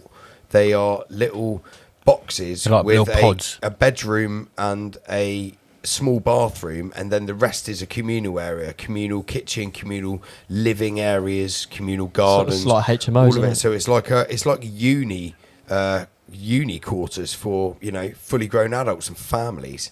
Essentially, and these are of different sizes, but you might get a larger size kitchen or a 2 bedrooms with 1 kitchen, but the majority of it's a communal area thing. And this built for single young men. Yeah, either that or I'm not sure how familiar you are with the stuff and the talk about smart cities being built and smart pods where people don't own houses and flats and that kind of thing, where you own nothing and you'll be happy. That kind of thing. Do you get any inkling that might be what this is about? I don't really know too much about it, to be honest with you. So it's not really my lane. And I always say to people, listen, just stay in your lane. Do you know what I mean? If you go into another lane, you might head on to something head on that you didn't really want to head on to. So just make sure you just stay in your own lanes. Do you know what I mean? No, we appreciate that, and that might have kind of scuppered my next question, because my next question was going to be, and you can answer it if you want, have you looked into or have you thought about why this might be happening? Because it's certainly not by accident that it's 70-80% men. There does seem to be a design to this. So I guess my question is, do you think it's by accident? And if not, so why? When you look at it like this, yeah, because you got to. So let's break it down a bit. Most of the big hotels around the airports, they're there for the ones that are coming in, flying in on the planes, yeah? Yeah. Now, these ones where your Crown Plaza at Basingstokes, these ones are for these ones that are coming off the boats. You ain't getting people from these that have come from airplanes. Yeah, these ones that are coming from airplanes, etc., they'll be predominantly staying around the big hotels all around Gatwick, Heathrow. Look at the ones that other people have been to. Some of them have got big wooden fencing all the way around it like a jail. So it's not just small boats. That this is because obviously the term boatman is going around now. We use it sometimes because that's what you see, but it's not just boats. Mate, there's many coming in on planes and lorries. Yeah, mate, that's the like the boats is the small problem. That's the tip of the iceberg. Lorries is massive. Like, so I went to across the border last year, and like from Dover to Calais, I actually saw migrants literally like go into like lorries and like go under cars, and like no exaggeration, it is a serious thing, and this is every day. Like you're thinking thousands of people like even attempting it. It's nuts. What kind of go on? No, go on. Well, I was going to say, what kind of reaction have you had from the public for what you're doing? Is it mixed? Have you had a lot of abuse? I'm sure you get a lot of respect and a lot of praise. What's the mix like? It would, to be honest with you, from the people that I thought I would have got a bit of grief from, I've actually been okay because I've spoken to them respectfully. Do you know what I mean? Like, sure. So the people I thought I would have got a bit of grief from, I've actually been okay with, and I get recognised at places, but I don't like. I'm not into going to these I do go to like obviously the protests about the grooming gangs, etc. Well, obviously because I think that's I want to broadcast that. I want to show that to people. Do you know what I mean? Like, Do you think so it's a related subject to the migrant hotels? It's not direct related to migrant hotels, but I mean, I'll just tell you a little story here from Bournemouth, where our studio's based, and that is that a girl was I'll use the term kidnapped on a night out and throttled into a van and taken to a one of these migrant hotels and auctioned off there online.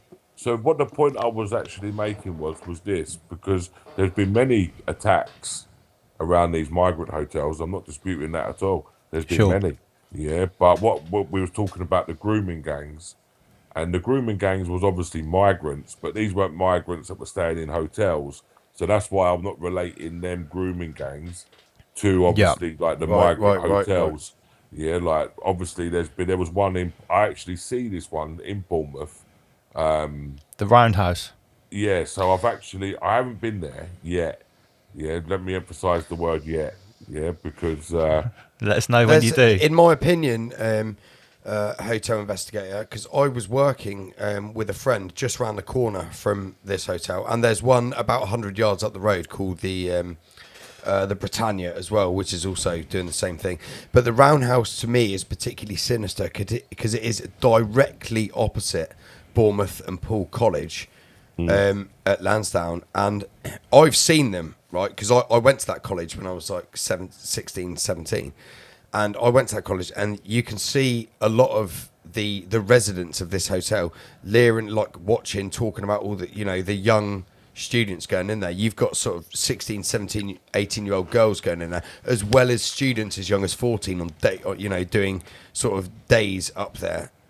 It's a recipe for disaster. They could have chosen out of hundreds of hotels in Bournemouth. They just chose two hotels right next to the college. But I would have thought the council would. I'm sure there's more hotels in Bournemouth, because the Chine Hotel in Boscombe, which is basically Bournemouth, that's doing it as well. But I would have thought that the council might have, bearing in mind some of the ideologies of some of the residents in these hotels, which is well known. It's not taboo to say that they might have chosen to stop those two hotels from housing these people and found somewhere a little bit more appropriate for them. Should we say that? What do you think about that?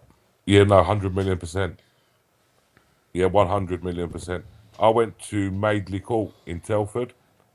And if you can get it up and show it on Google Maps or something. I'll do that right now.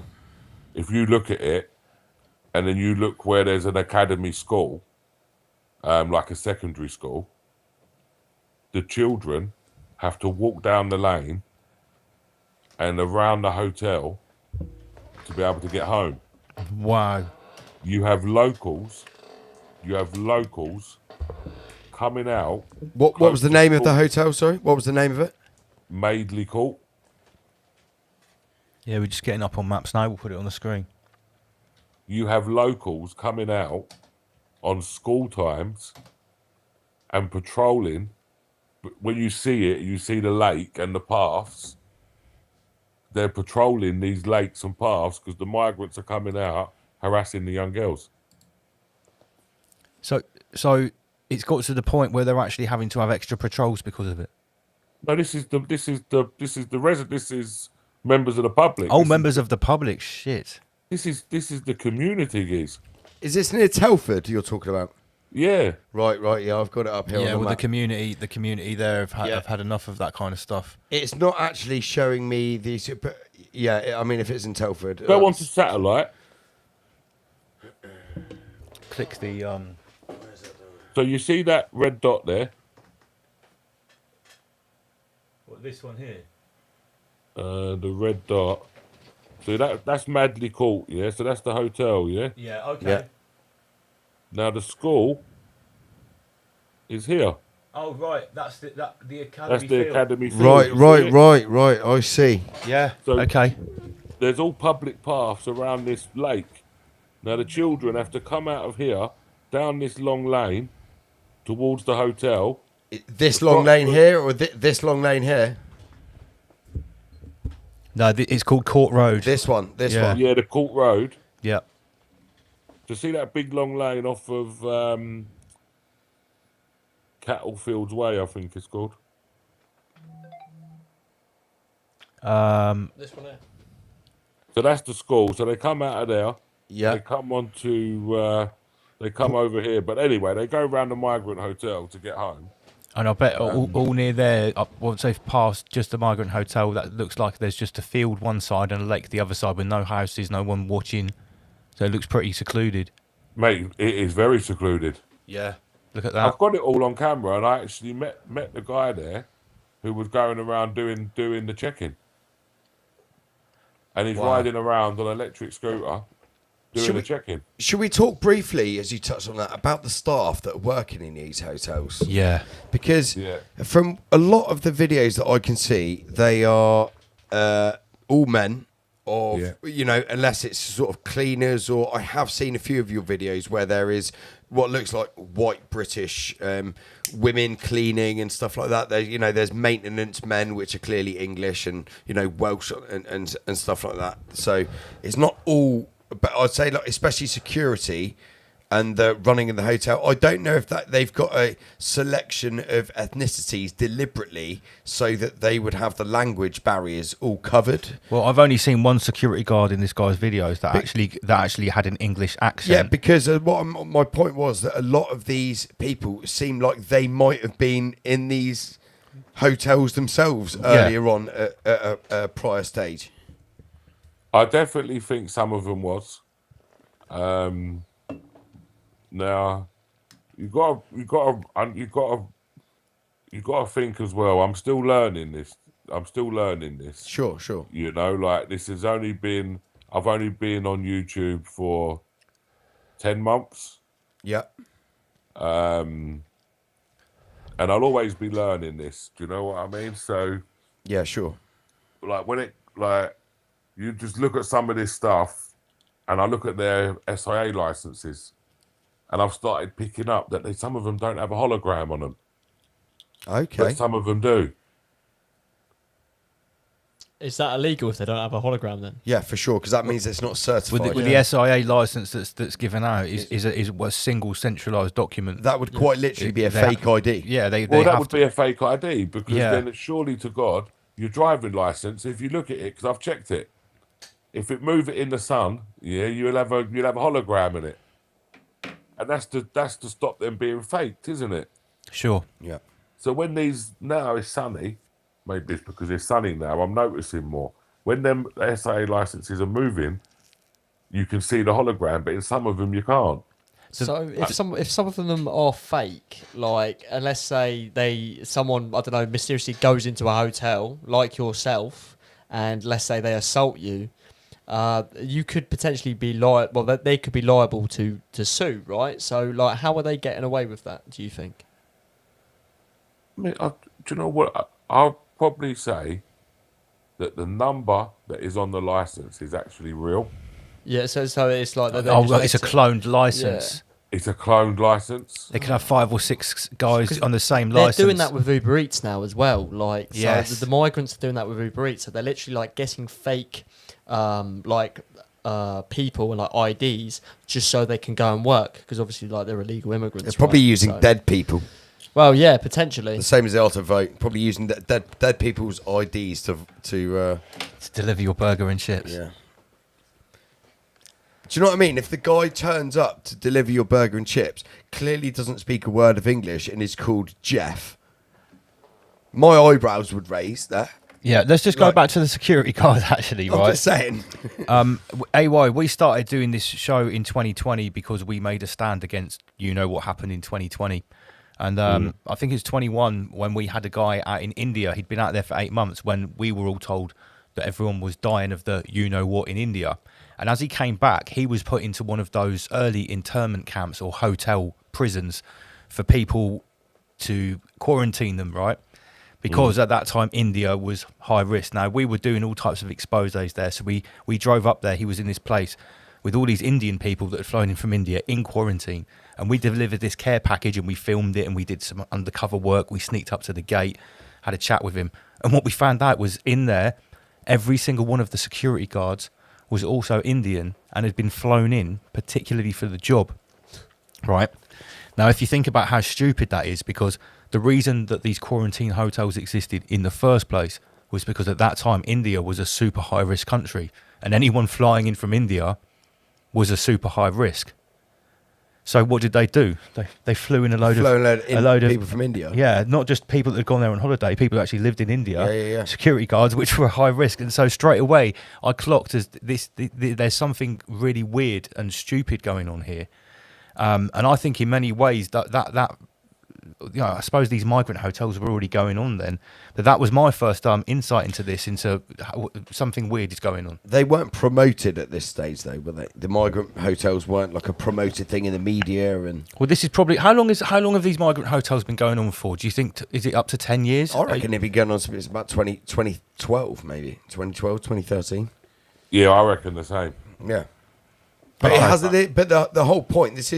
This is, in my opinion, where it gets a little bit sinister, and it makes my brain think this is the deliberate manoeuvre by someone somewhere or some organisations, because it wasn't promoted to the public, and it's we've always had the same numbers coming over in various ways, like boats or lorries. Well, is or it fair to say that these hotels have grown in number since 2020? Would you say that, AY? Yeah, 100%. So what we've seen potentially is something that was going on in a smaller number before the you-know-what in 2020. And then under the cover of all that, while everyone was completely distracted with all the bullshit, that these hotels have just exploded, and now they're everywhere. Like, we know of 3 just in our town. Bournemouth isn't even a city, and we've got 3 of them. You said that you've done... There's more than 3, but we can name 3. Yeah, I know. There's AY, do you know about the barges that we have down here on the south coast? Yeah, you had a barge down there, didn't you? But it got shut down. Are you talking about Portland? I'm not too sure. I can't remember. Yeah, that was the one we had down here. I wasn't aware that it had actually been shut down. I haven't been following it, but yeah, it was basically a prison barge that was floated. Just off the coast, and I think filled with 500 young men. Yeah, I think that got closed down, didn't it? I believe it. There were lots of protests, yeah, but I think basically when it got closed down, all that happened was they were just moved into local hotels. So maybe it was a false flag, flag barge attack. This is the this is the problem, isn't it? You know, if you protest too hard on something, where's the next stage of where they move them to? I've been meeting a few housing officers recently. Okay. In like actually inside these hotels. So. And what kind of things have you been learning from them? Is there any eyebrow raising things you've heard from them? No, not really, because they won't answer no questions, will they? You know, but body language is a wonderful thing. Sure. And a man's eyes will always tell you the story. Now, speaking of looking to a man's eyes, you have also been interviewing where you can and where they'll speak to you, the migrants themselves. Yeah. I guess that's a bit of a mixed bag, isn't it? You know, what you get out of them and the reaction you get out of them. How has it been? Are they all hostile? Is it rare when one actually opens up to you and is willing to talk? No, it's not rare at all, to be honest with you. Because it's the way that you approach people. Sure. Do you know what I mean? And look, when I identify myself to these people, I'm the hotel investigator. Sometimes they believe that I'm working there. Oh, maybe you're there to check on their welfare, like. Yeah, sometimes, I had a video the other day, I was talking to a cleaner, and I said to her, did they not tell you I was coming? And she said, no. She said, there was something on the portal, though. I just didn't double check. And I was like, okay, well, I'm here now anyway.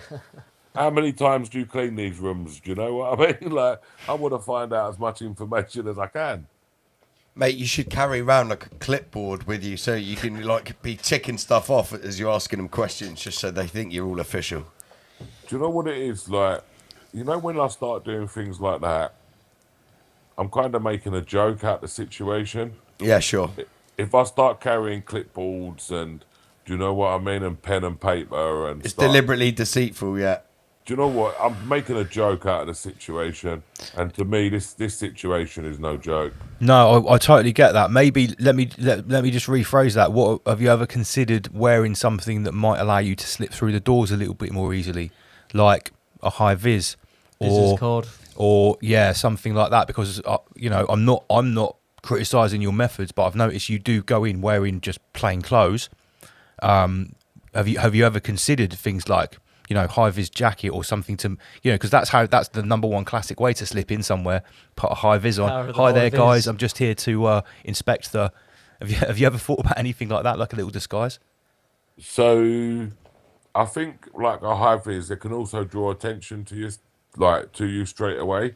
Yeah. And if you've got a security guard that is, they know who's on site. Do you know what I mean? Like they know who's on site. So they know if they've got people walking around like in high vises and stuff, and you just kind of draw attention to yourself. I think the bag is worse. Is worse again. As soon as they see me with a bag, they kind of see that obviously you're not meant to be there. Do you know what I mean? What you mean, like a rucksack? Yeah, because I always carry a rucksack For, you know, equipment, spare batteries and stuff like that. Yeah, it's got my the only thing I carry in there now really is my pack of legislation that I need. Yep. Which I will always carry that with me. I used to have it like ready on the phone, but then I've thought to myself like it's better if I can get it out in paper. Do you know what I mean? I can actually, if need be. It's more personal. Paper's always best if you want to convince someone of something rather than a little screen on a phone. Show me Exactly, your papers, do you know what I mean? And you can't argue with this. This is legislation that you have to work off of. Sure. I need to rewind a minute back to the your interviews or your chats with the migrants themselves. Have you gauged an opinion from them of what they actually think of what the deal they've got now they're here compared to what they may have been promised? Do they seem disillusioned? Are they happy with their free bits and pieces and staying in a hotel? Are they surprised? What kind of reactions are you hearing from them now that they're here? I think they're not surprised about what they're getting. I think they already know. That's why they're here. Okay. Are they satisfied with what they're getting? I would say the biggest one that I find what they're unsatisfied about is, and this is the truth, is that they can't go to work. They want to go to work. Right. So do you find with many of them they actually do want to integrate properly, like into like British society? Or is it a case of they just want to work and send money back home where they've come from to their families? No, that is a question, that we couldn't really answer. You got to ask that on a person to person basis. So for you to speculate, then what do you think about that? Well, for me personally, I believe that there's good and there's bad in everybody, and I believe that some are probably here for genuine reasons, but I'd probably say we've got a very high percentage that are not here for genuine reasons, and the non-genuine reasons could be for anything. Now, it could be to work to send money home. It could be to be here solely to commit crime. It could be here just to be abusing the benefit system. Do you know? Like, these are all people that are going to have a negative impact. I'll ask you a little bit more of a loaded question, and just again for your personal perspective. It's not, I know you're not going to know this figure or anything like that. Do you think there is a large percentage of these people coming over, particularly these young fighting age males, that are here to, like you say, cause crimes, but more specifically, maybe engage in terror activities and things like that? I wouldn't say. I would say there is some.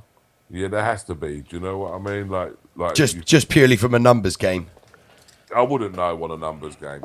No, I'm saying like what you're saying. Yeah, there must be some, and I'm saying, I mean, for the numbers that are coming over, like for just a numbers game, surely there must be a percentage. So yeah, I agree with you. There must be some. Yeah, obviously we're not going to ever know that until something may happen in the future, and then we might know. So personally, I like to try to stick with fact, not like fact, yeah, with facts. Do you know what I mean? Like, where we could, from what I've seen, do you know what I mean? Like with my own two eyes.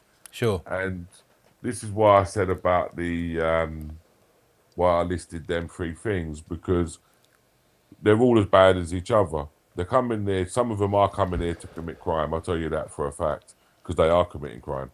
Yeah. And some of them are here to get the benefit fraud or benefit milk the system as much as they can, and probably still send some of that money back. I think that's the largest percentage right there.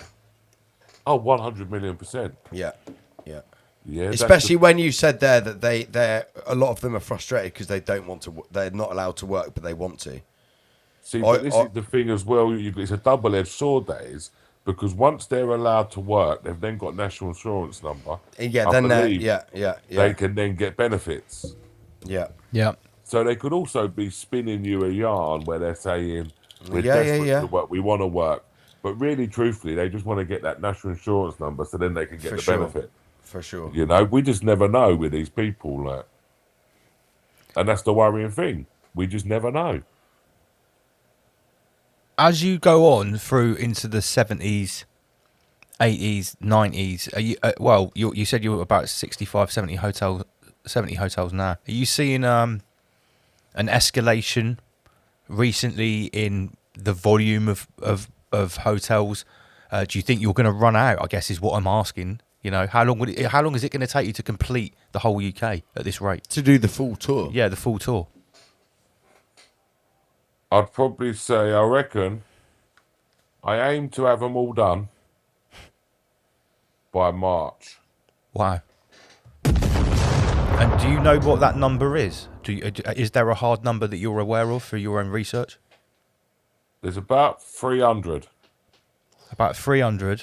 And what do you reckon the capacity ranges from? But I've been to some of these hotels where they're not no more. Right. Yeah, so some of them I've been to, and they're not no more. So, but the list is still 300. Do you know what I mean? That's how much is on the list. But some of them they've not no more. Because correct me if I'm wrong, a lot of them are some of them are at small capacity, some of them medium, and some of them are huge. Some of them are huge, mate. Some of them have got 4,000 in them. Yeah, exactly. Yeah, Fucking hell. It's a massive degree of. So I mean, I would argue that the number of hotels is really irrelevant, isn't it? Because you might have a hotel with 10, 20 in, but then like the investigator just said, if you've got a hotel with 4,000 in. Well, if you had just an average, yeah. If you said that some have got 50, 100, some have got 4,000, right? We know that the boathouse, as we call it, not the roundhouse, has got like 300 or 400. We know that barge in Portland had 500. If you just said 400 was an average, so 400 times 300, that's 120,000. Yeah. Just in hotels. And then we've got them spilling out into residential homes and coming to a neighbour near you, coming to a street near you. The great reset in action. So March is the goal, 300 hotels. And I guess, well, it goes without saying, you would certainly be the first person to have done that. I don't know. Do you know what? I don't really... it's not really part of my thought process, really, to be fair. Well, I've checked other people. I would say you would definitely be the first person to have done that. Now we've got your details here on the screen, your YouTube AY-Audits, so people can sub. Is there anything that we haven't asked you that you wanted to tell our viewers about what you've seen that we haven't covered so far?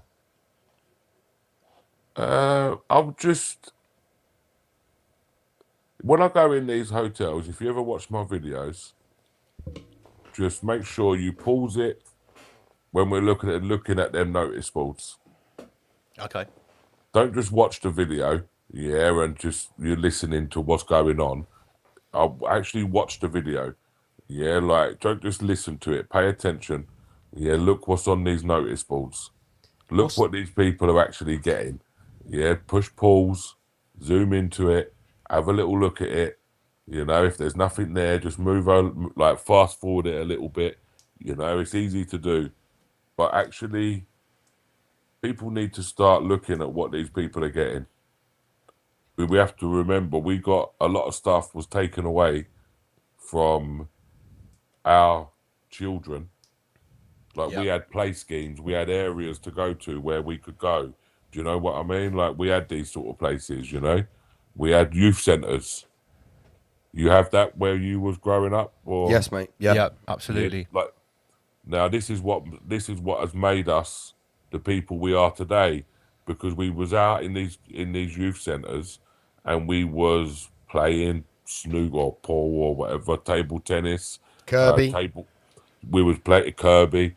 You know, like we was playing these games, and we was interacting. We was getting people skills. We was learning all the time. Now, they've took away that from our children, but you can give it all to these for free. Is that what's on some of these boards? Could you give us an example on what you've seen on some of these boards, please? Everything. I mean, we reeled off a list earlier, didn't we? Of Yeah, it's just mainly for the viewers that are watching this that might not know. Listen, from yoga lessons, from coffee with a cop, from kickboxing lessons, Nice. all of the medical stuff. Yeah, that's. Do you know what? I've seen so much of it now that unless I see something new on the boards, I don't even read it out no more, because we've all seen it now. You know, like I'm bored of reading them all out to the guys now. You know, so like, you know, there's going to be. I'm not doing. Someone said to me the other day, "Oh, you didn't read out the boards," and I was thinking, like, I've been in so many of these places. They're all the same. Unless I see something that I don't see often, I won't read it out. Because it's just repeating yourself, yeah. I'm going to ask you a question. So, I know you may not have seen, like you said earlier, you don't really watch a lot of these auditors, but there are a fair few people doing what you're doing to these migrant hotels. Right. And there was some speculation. I was reading in the chat. It was a channel I came across. I just watched a couple of videos. I don't know how it came out. It was suggested to me. And there was a lot of people in the chat saying, find some containers, see if there's any containers. See, it seems that a lot of these migrant hotels have containers dumped in the car parks or whatever, or around the back, and people were speculating that that's where they were keeping weapons, and this is for all these fighting age males. Is that something you've seen a lot of, and do you think that's got any validity to it? That speculation, as purely speculative. That there is all fake news. That's fake news, right? I've looked inside these containers. Okay. I've opened these containers' doors. What's inside? So the one I've looked inside one of them, and there was tools, like power tools, like maintenance sort of stuff. That was in, where was that? That was in Nottingham. Yeah. The one in Nottingham was an all-male migrant hotel, by the way. That was as well. And the other one was Novotel at Stevenage, and that just had like cupboards and that sort of stuff in, like room sort of stuff. If stuff was broken, where they would, where like the new one, like the new stuff was kept. Right, okay, yeah, the replacement stuff after the migrants have smashed it. Yeah, that sort of stuff, really. Okay, right. So, no, I can confidently say that they haven't got, they don't have... containers full of weapons. Yeah, because that's what people are saying. Yeah, containers full of assault rifles. Like they could have pointy things. I don't want to say the word. Yeah. But you know what I'm saying. They're not being armed. There's not containers full of weapons waiting for some, massive assault with sleeper cells all over the UK. That's simply not the case. No, I don't believe that. No. Right. Let's put that to bed. This is part of the reason why we wanted to talk to you, because up to this point, we think we would like to class ourselves as diligent researchers that don't get caught out by things because we do our homework. And there have been some very, very wild claims about what all these young men are in this country to do. Which are being promoted by some very prominent news channels as well. And this is why we wanted to speak to you, because from what we've seen, you're the number one eyes on the ground because you're the guy that's been to 65 of these hotels so far. And it would appear that you're certainly the most level-headed. Yeah, and you're not the type to be, sensationalist or making stuff up for views. You tend to be doing this for the right reasons and just providing a good document of what is there that most people never see, right? But, there's not many of us really that go to these hotels. Yeah, and there is probably a few people that go to them, but when I mean we who predominantly focus on these hotels, there's not even, I don't think there's even 5 of us, who predominantly focus on these hotels. You'll get other people that just jump in and out, they might fancy go and do one here and there, and they might go and do them, and I think all of us, regardless of what we do, we all do as an important enough job as each other. Yeah. Because we're all filming these hotels and we're all doing it for whatever reason they're doing it for is they're getting the stories out there, Yeah. We've got a comment here on the screen. I'll address that briefly. Go on then. I mean, earlier, Mr. Hotel Investigator did say that he doesn't want to speculate as to the reasons for why this is happening and stuff, and I think that would come under the Calgary plan. Oh well, I was just going to ask if you've heard of the thing called the Kalergi plan, which is about the sort of displacement of Europeans by globalists. This is what the viewer was asking. It's not something I've actually heard of, no. Okay. But I have heard a bit about this, grand reset. Great replacement. 2030, this sort of stuff. But to be honest with you, I don't really take much notice of it because I don't know enough of it to actually be able to talk about it on a decent enough level. Do you know what I mean? No, we respect that. At the end of the day, we're good. We're all good at doing what we're doing, and it seems that you are certainly very good at doing this. So, mate, I just want to say first of all, thank you very much for taking your time to join us because you're and getting back to us as well. Yeah, and getting back to us because we didn't want to leave it hanging with the poor connection. I didn't really feel like we got down to business with the conversation. It's been much better the second time around. We've had no technical glitches. AY-Audits, cheers for joining us, man. Do you have any final thoughts on this subject before we let you get on with your Friday evening? No, I think we've covered everything, buddy. Yeah, well, subscribe to AY-Audits. Yeah, there's the link now on the screen from Pamela Swan for AY-Audits on Twitter, guys. He's on YouTube as well, and yeah. Go and subscribe, guys. Go and subscribe. Thank you for having me. Keep up the good work, mate. Rise Above stands behind you. And to you, cheers, Mr. Hotel Investigator. Yeah, Good luck, sir. Good luck with your channel and that, lads. Yeah, and keep it real, and you'll be all right. Yeah, likewise. Thank you very much for joining us. Buddy. Wise Bye-bye. words. Rise above, generate, rise above, extinguish fear, rise above. Well, that's really cool. He got back to us crystal clear, and we finished off the conversation. He sounds like a nice guy. He just sounds like a nice, regular guy. Yes. He's serious about what he's doing. He's clearly not doing this for clout. I think he's got what 40,000 subscribers on YouTube. No joking around. No, he's a serious guy. And I respect that because some people are doing that auditing stuff literally just for views. They know exactly how to antagonise people just for the sake of it. But big shout to AY-Audits. He's documenting a very alarming phenomenon. And yeah, that's the eyes on the ground. Right, let's take a short break. Let's take a really short break. And when we come back, we are going to talk about the burning topic of the week. You want your fucking podcast back? Shut the fuck up. 33 million people in Britain are mentally ill. No, they're not. Don't believe me? You want your podcast? Don't believe me? Don't believe me? Go study history. Go study history. Politicians, professors and scientists, controlled by some rioters. Through 2 world wars they've been trying it. Corporate investment, no matter who the finalists. Don't believe me? Go study history. Check the activity of bloodline dynasty. Sumer, Egypt and Rome. Consistently pan-European imperial misery. World conflicts enact social change, so they want it. but we must abstain. Acquiesce and you're in for a world of pain. A workhouse where you dream of a minimum wage. That's the plan, but it's closer than you think. We'd be there now if it wasn't for the cosmic shift. They're panicking, the game is up. It's all illusion, the only truth is love.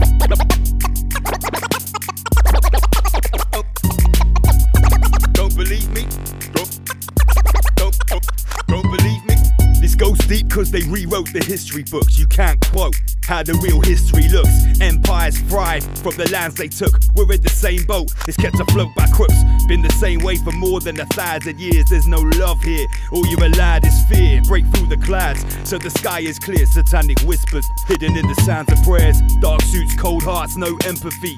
Fill positions of power in our embassy. Stone circles and burning effigies. Chanting mantras to bring forth energies. Secret meetings that map out our destinies. Hooded figures, manifest entities. Pollute our minds so we got no memory. For centuries helplessly trapped by their treachery. Don't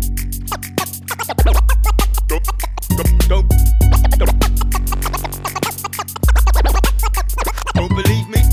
Obelisks and illuminated torches. Landmarks of malevolent forces.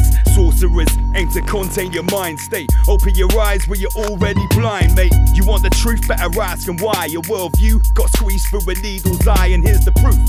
They extinguish lives. Conflicts built on evil lies, no surprise.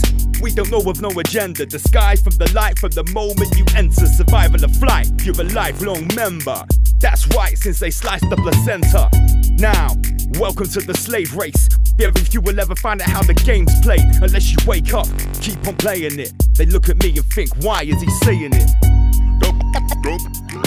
Don't believe me? Don't believe me? Don't believe me? Go study. Don't believe me? Go study history. Go study history.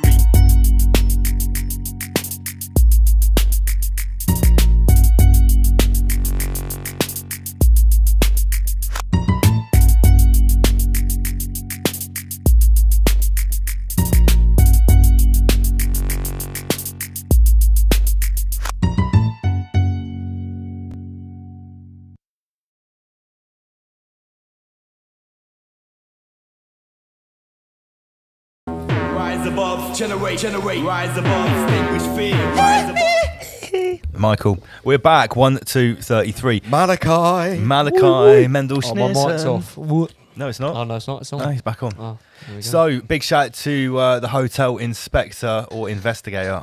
I think inspector's better. I'm going to stick with it. Don't take his name off. Right. Okay.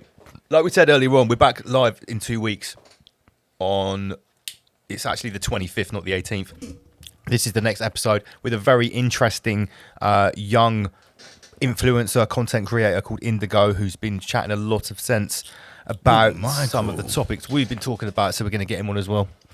Right, where were we? I believe from what I've witnessed, he is a kind of a refugee from the New Age movement. Yeah, he's an exodus from the New Age movement, and he calls them out hard. It's quite funny. He's like, what is he saying? I think we're going to get along. Yeah, we are. He made some post about like some fucking radical Islamists that were coming into America making this video, and he's like a sound bowl and downward dog is not going to save you from this situation. Precisely. It's just so good, mate. Smashed it. Have you been listening to Mark Passio, mate? Right, let's get back to the big subject, the topic of the week, because last week it was the start of Glastonbury, and we already pointed out this. Let me just get some more. Look at the border force on that. Yeah, check out the border force. Look at the border force on that. Big bad border force. Nice, AJ. Build back better border force. Right, so we pointed out that the Glastonbury festival, where everyone talks about open borders and breaking down walls and building bridges like Gaylords, they basically have the biggest, baddest wall, and you have to pay loads of money to get in to keep out all the poor people. So this was the chat last week. And that basically... Mate, the people on the outside of the wall, I can guarantee, smell a lot better than the people on the inside of the wall. Maybe, but I don't know. Glastonbury has all of those festival people that live outside Glastonbury for 2 weeks before and after. Oh, sorry, I don't mean the residents. I mean the peasants that want to get in. No, and, no, you know, yeah, but no, I'm talking about the proper people that live at festivals. You have like a band of those before you get to the Glastonbury residents when the festival's on. It's women mental. with hairy armpits. Yeah, yeah. They're there, like I say, 2 weeks before it starts and 2 weeks after it's over. Right, Glastonbury is a national embarrassment. Little did we know. Does that look like a mosque to you? It does. It's like a rainbow mosque. fucking What mosque. A Make it rainbow well mosque, spotted, Michael. Andy PG. Get A some buttons. rainbow mosque. Put it up. What an absolute joke! A rainbow mosque. Okay, right. So was that what you were going for? I don't know. I've not. No, I just right. Okay. Yeah. Okay, right. This is the big subject of the week. Mr. Bob Feline, Bob Villain. This band, this guy, his artist name is Bob Villain. It's a duo. It's a duo. Duo. But each of their artist names is also Bob Villain, Yes. spelt in two different ways, right? So you're already seeing some, in my opinion, occulted stuff going on with the name. Yeah. And then the tattoos. Ooh. So before we get onto the dude's tattoos, hair looks like you could tie up a ferry with it. it's almost like he's made it to look like slave chains or something like that. Like, you know. Right. So this guy is they're a group, Bob Villain, two of them. I've heard of them before. Some people straight away saying, these guys come out of nowhere. Who the fuck are they? They're actually pretty famous. They're a punk grime group. Now here's the big thing. Kneecap, these northern, I think they're Southern Irish actually. Southern Irish, sort of like grime, grunge, rebel group have been banned from everywhere for supporting Palestine and saying some very controversial, hard-hitting things. Oh, no. And they've already said that when Kneecap are playing at Glastonbury, they're not going to be allowed to be broadcast to the BBC because of how controversial they are and how they like fuck Starmer, pro-Palestine, blah, blah, blah. So, guess who's warming up for Kneecap? Oh, I'll just put my beer down for my Bob cider down for Villain. this. Bob Villain. And everyone knows who isn't deaf, blind and dumb. With his puby Islamic beard. That what he said on stage, which has really upset everyone, particularly, is deaf, whoops, to the IDF. So this chant has obviously made world headlines. Just say it again, Lance. Deaf to the IDF. It's clearly racist. Now listen, That's obviously, what they say in the House of Commons. here on the show, we are no supporters of Israel or the IDF. We also, and I always like to point this out when we talk about the subject, we also recognise... Doesn't mean we're supporters of Palestine and all that shit. Although we recognise that people in Palestine are the victims of a Zionist genocide, it doesn't mean we're picking up a Palestine flag or putting on one of those Arab scarves. No, those people would be retards. We are not getting involved in that because we realise that both sides of this are being co-opted into a psyop. So how does Bob Villain play into this? And I've been thinking about how I'm going to explain this all week, and I'm sure other people have broke it down. Should we blow him up again and just point out his hand? Okay, so are we going straight for the tattoos? Well, let's just do that straight. Yeah, there's the obvious choice, isn't it? It's Okay. the first. Go on then. The first point of call, isn't it? I mean, you can see it right there on his left hand there. Nah, that's not baff, mate. It's just a goat. Is it? You're just a conspiracy theorist. Just a goat. Right. You're just a stupid conspiracy theorist. Am I? Yeah, that's just a goat. What are you talking about, Michael? Katie Hopkins would say the same thing. She's just a conspiracy theorist. Well, obviously, Katie Hopkins will need to quell any thoughts that this could be some kind of psyop, because this guy is your pin poster boy for the angry, violent leftist, far leftist, far angry, and he's also black as well How to make dare it more you. scary to right-wing people. Wait, where's Greta?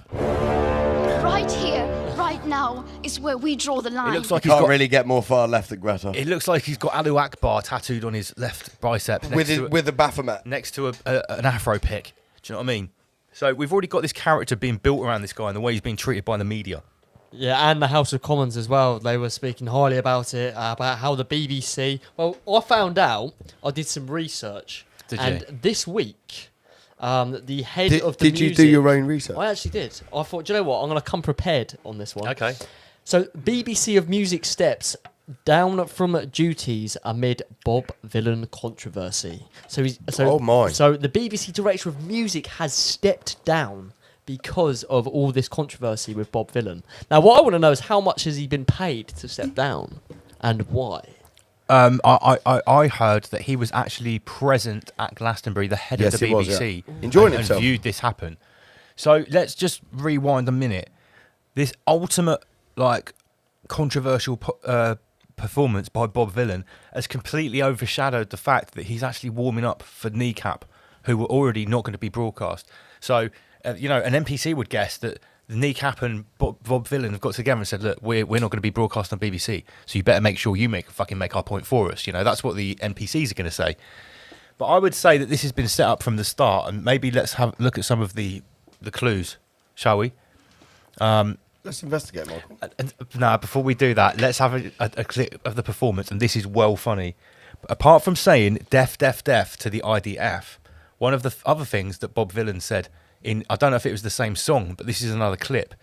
The lyrics are, I heard you want your country back. Like, boo-hoo. You can't have that. Shut the fuck up. It's the proper, it's like the fool archetype, isn't it? Like the fool was always close to the king, and the fool would tell the people exactly right in their like face. what's going on right in their face. And this guy's perfect. He's the perfect because if you look at the jester footage for this.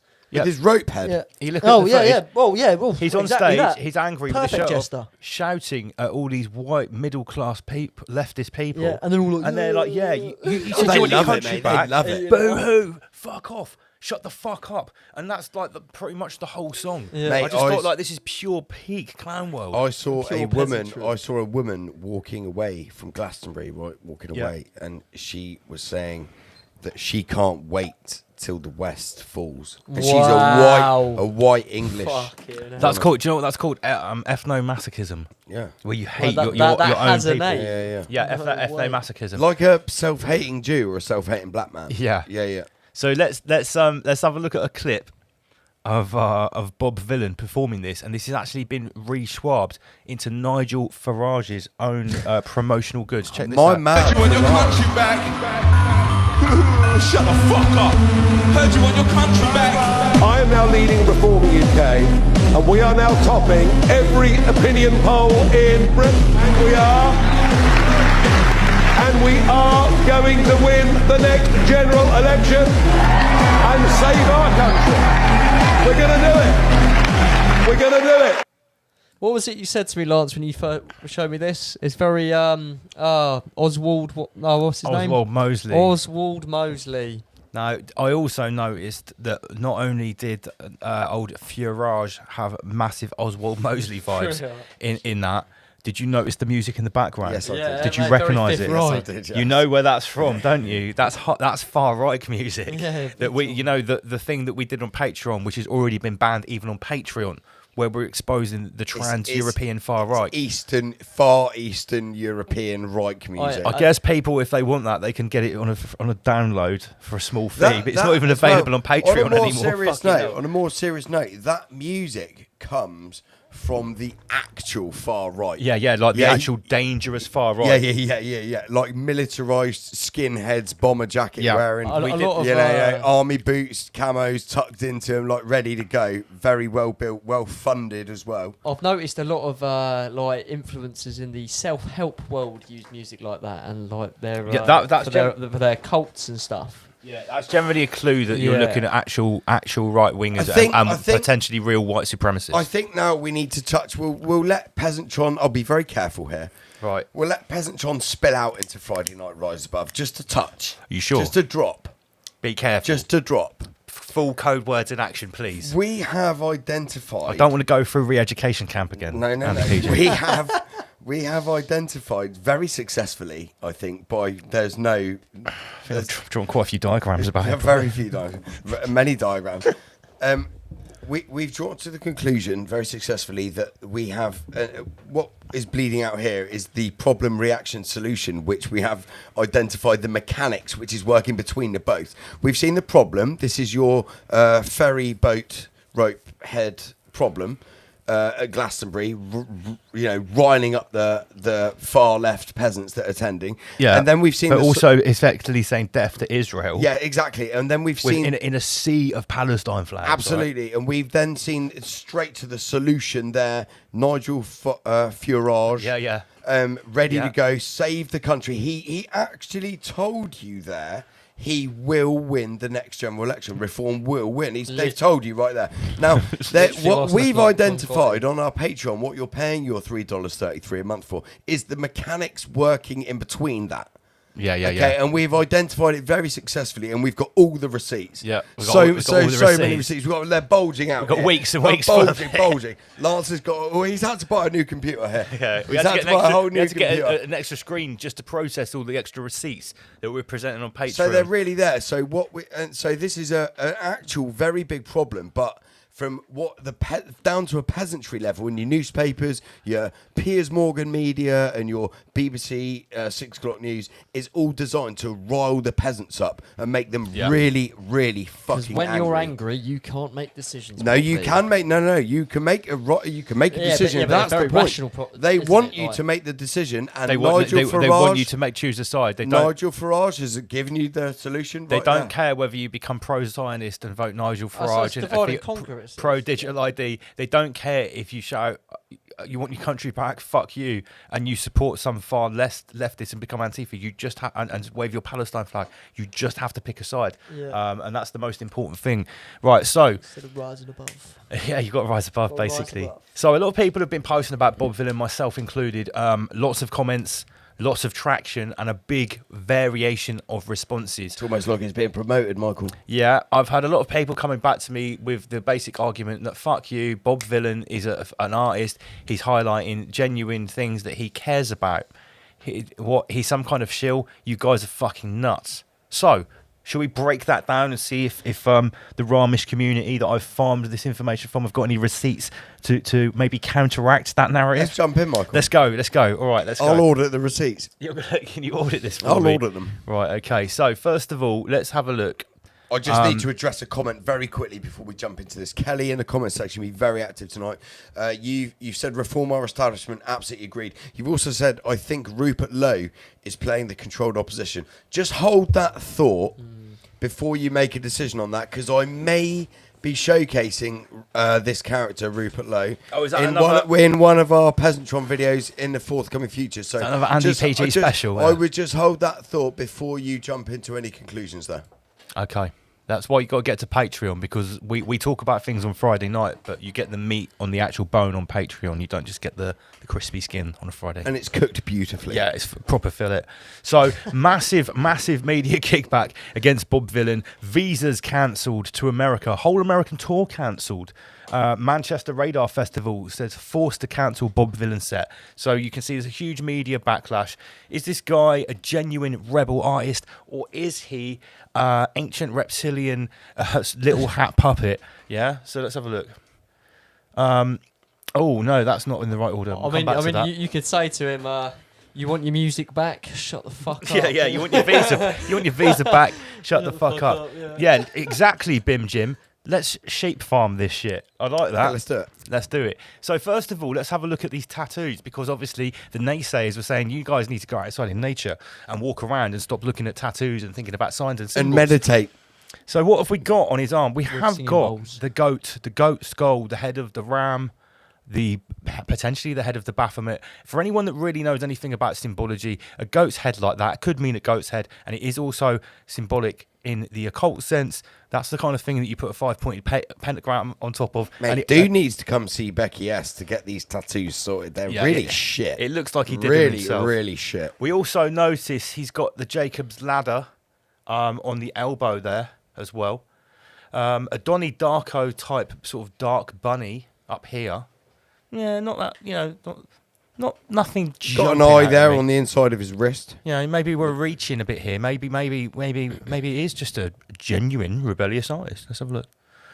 Okay, so we've got the Masonic ladder going up the arm. Jacob's ladder, Michael. And we've also got some molecules and eye. Actually, the more you look, the more occult this is. Yeah, you got the sun there as well. Yeah. There's some stuff going on here. There's some stuff going on here potentially. Okay, and we've got some digits here. 0315. Is that a time maybe?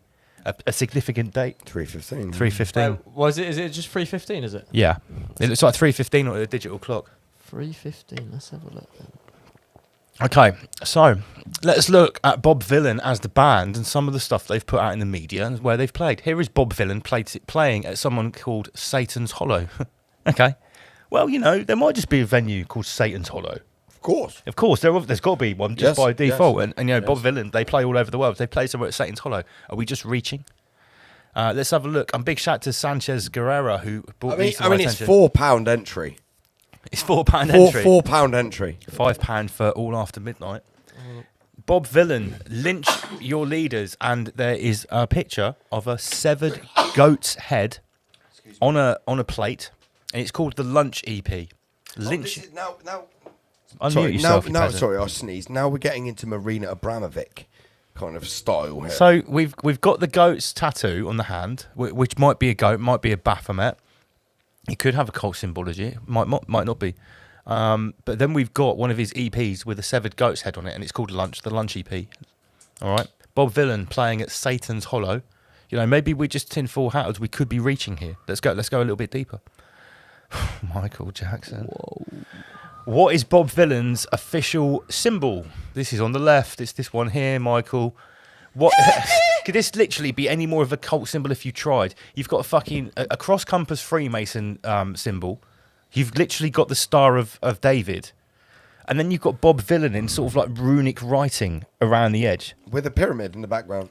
In the middle here, we've also got a picture of a flyer for Bob Villain's The Price of Life. No chance of winning. It's like a scratch card, I guess. And you can see the symbol there in the corner. So this is very Aleister Crowley. Yeah.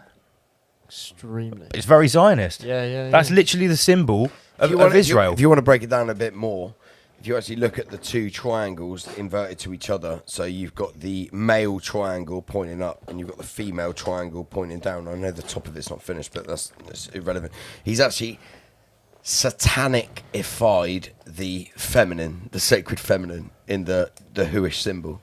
And made it red. So obviously, okay. So what he's done and as well, you've got the black and red as colours of Saturn. That way that he's put the B like that. That is that. It's for Bolshevik, Michael. B for Bolshevik. So let's just slow down. Let's just put the brakes on a minute while we break this down. Bob Villain, ludicrously anti-Zionist, ludicrously pro-Israel. Pro-Palestine. Sorry. To the point that he gets on stage in front of millions of people watching around the world shouting death, death, death to the IDF. Free Palestine. Palestine will be free from the river to the sea, inshallah. Is exactly his words. Shalom. Inshallah. So he's rabidly against Zionism. Shout out to Rabbi Shmuley. And the IDF. He's flying the Palestine flag. He's a vegan poet. Full on Marxist, and his symbol is this. His symbol is this. This is the symbol of Israel. This is the symbol of the red shields. In its current formation, the symbol, as we all know, on Rise Above, if you're fully Ramish, is much older than them. It's one of the original, I would say, 3 symbols. It's got nothing to do with fucking. It's an ancient Babylonian power sigil. Yes, that's what it is. Correct. And it's been reappropriated by the Bauer/Rothschild Red Shield peasant farming dynasty, and it's the exact epitome of what Bob Villain claims to be against. I'm itching to talk about the true Semites that actually live in Iran, that pose as Muslims are not actually Jews. But you have to go. You have to go to Peasantron for that. Stop spilling. You're spilling too much. You're spilling too much. Give it right. Are we reaching here, guys? Are we going too far? If we're smashing it, give us some flames or explosions in the comments. If we're reaching, give us some like red crosses or thumbs down. Fucking light it up like the IDF. Give us some give us some feedback here. Believable. Because we don't always get the opportunity to do a nice little rabbit hole like this with what the peasant verse has served up in the week prior to the live recording. So I do feel blessed to have all these little receipts to share with you guys. Let's just wait. We got 272 people tuned in. Word to their nans. That's many nans. Many but nans. The chat seems to be a little bit slow. Okay, so we've got some flames and we've got some explosions coming through. Maybe they're taking it in, Michael. Yeah. Well, that's the idea. Sometimes when the chat goes slow, what is going on with these pop-up screens? Go away. Okay. Yes. All right. Big shout out to Pamela Swan, Q Track. Good to see you, Q Tracks. Lisa Veal, Kelly. Yeah, it's starting to look like Gaza in the chat. Yeah, nice. Light it up like Gaza. So we're not promoting that, by the way. No, we're just being Ramesh and we're joking about dark things to make them better for ourselves. Dark sense of humour. Yeah. That's all that's needed. Or we could say light it up like Tel Aviv at the moment with Iran's hypersonic Donmatic missiles. Donmatic missiles. Your Donmatic missile diaspora is very impressive, comrade. Right. So Bob Villan. Is this guy an undercover Zionist agent? I'd say he could be. Maybe he's designed for us to think that, Michael. Do you know what? Maybe this is the triple layer. I have to give a shout out to Indigo Child, or Indigo as he goes by, who's coming on the show on the 25th, because he's been going on about this hard. And he's been getting a huge amount of backlash. He's a lot younger than us. I guess he's in his mid-20s. He has a totally different following to Rise Above. And obviously a lot of his people might be much more SJW-ish. Shout out to Rich Ryder in the chat. Big shout out to Rich Ryder. Catch him at the event. Get the QR code up on the screen if you can. Maybe sobered up from your event that we played at. Indigo Child has been talking about this guy and been getting all kinds of backlash. You're saying that he's crazy to think that this guy could be set up. Of course, but Bob's the man. He's a genuine artist. But fuck off. But Indigo Child was going as far as saying that you people have no idea how long these bloodlines plan for stuff. They plan 500, 1,000 years in advance. He said you don't understand. Someone in their bloodline that doesn't even know what their role is until it happens could be bred. Their entire existence could be bred for 30 minutes for one event for them to take part in. He was putting it that way. If you want to take it to the extreme, that's how much these people plan for this play. If you look at pop culture, there's lots of references to that as well. Like, I mean, I don't know how many of you guys watch Star Wars, but the Sith certainly did that in, like, obviously it's all made up and shit, but yeah, but it's based, based on real stuff, and like these families, and it's like I watched the documentary on the Rothschilds and how they bring up their kids and how they basically teach them their family values and the family ways and how things have to be done, and if they don't follow it, they're basically kicked out of the family like that. So yeah, this 500 kicked out of the family. No, literally kicked out. Oh, Yeah, some even get assassinated. Some. Yeah. Right. You know, so. Yeah, enough of them. Indeed. Okay, so Bob Villan, genuine actor, or Zionist puppet. I'm going to say straight away. Let me just get this back on the screen. Where's he gone?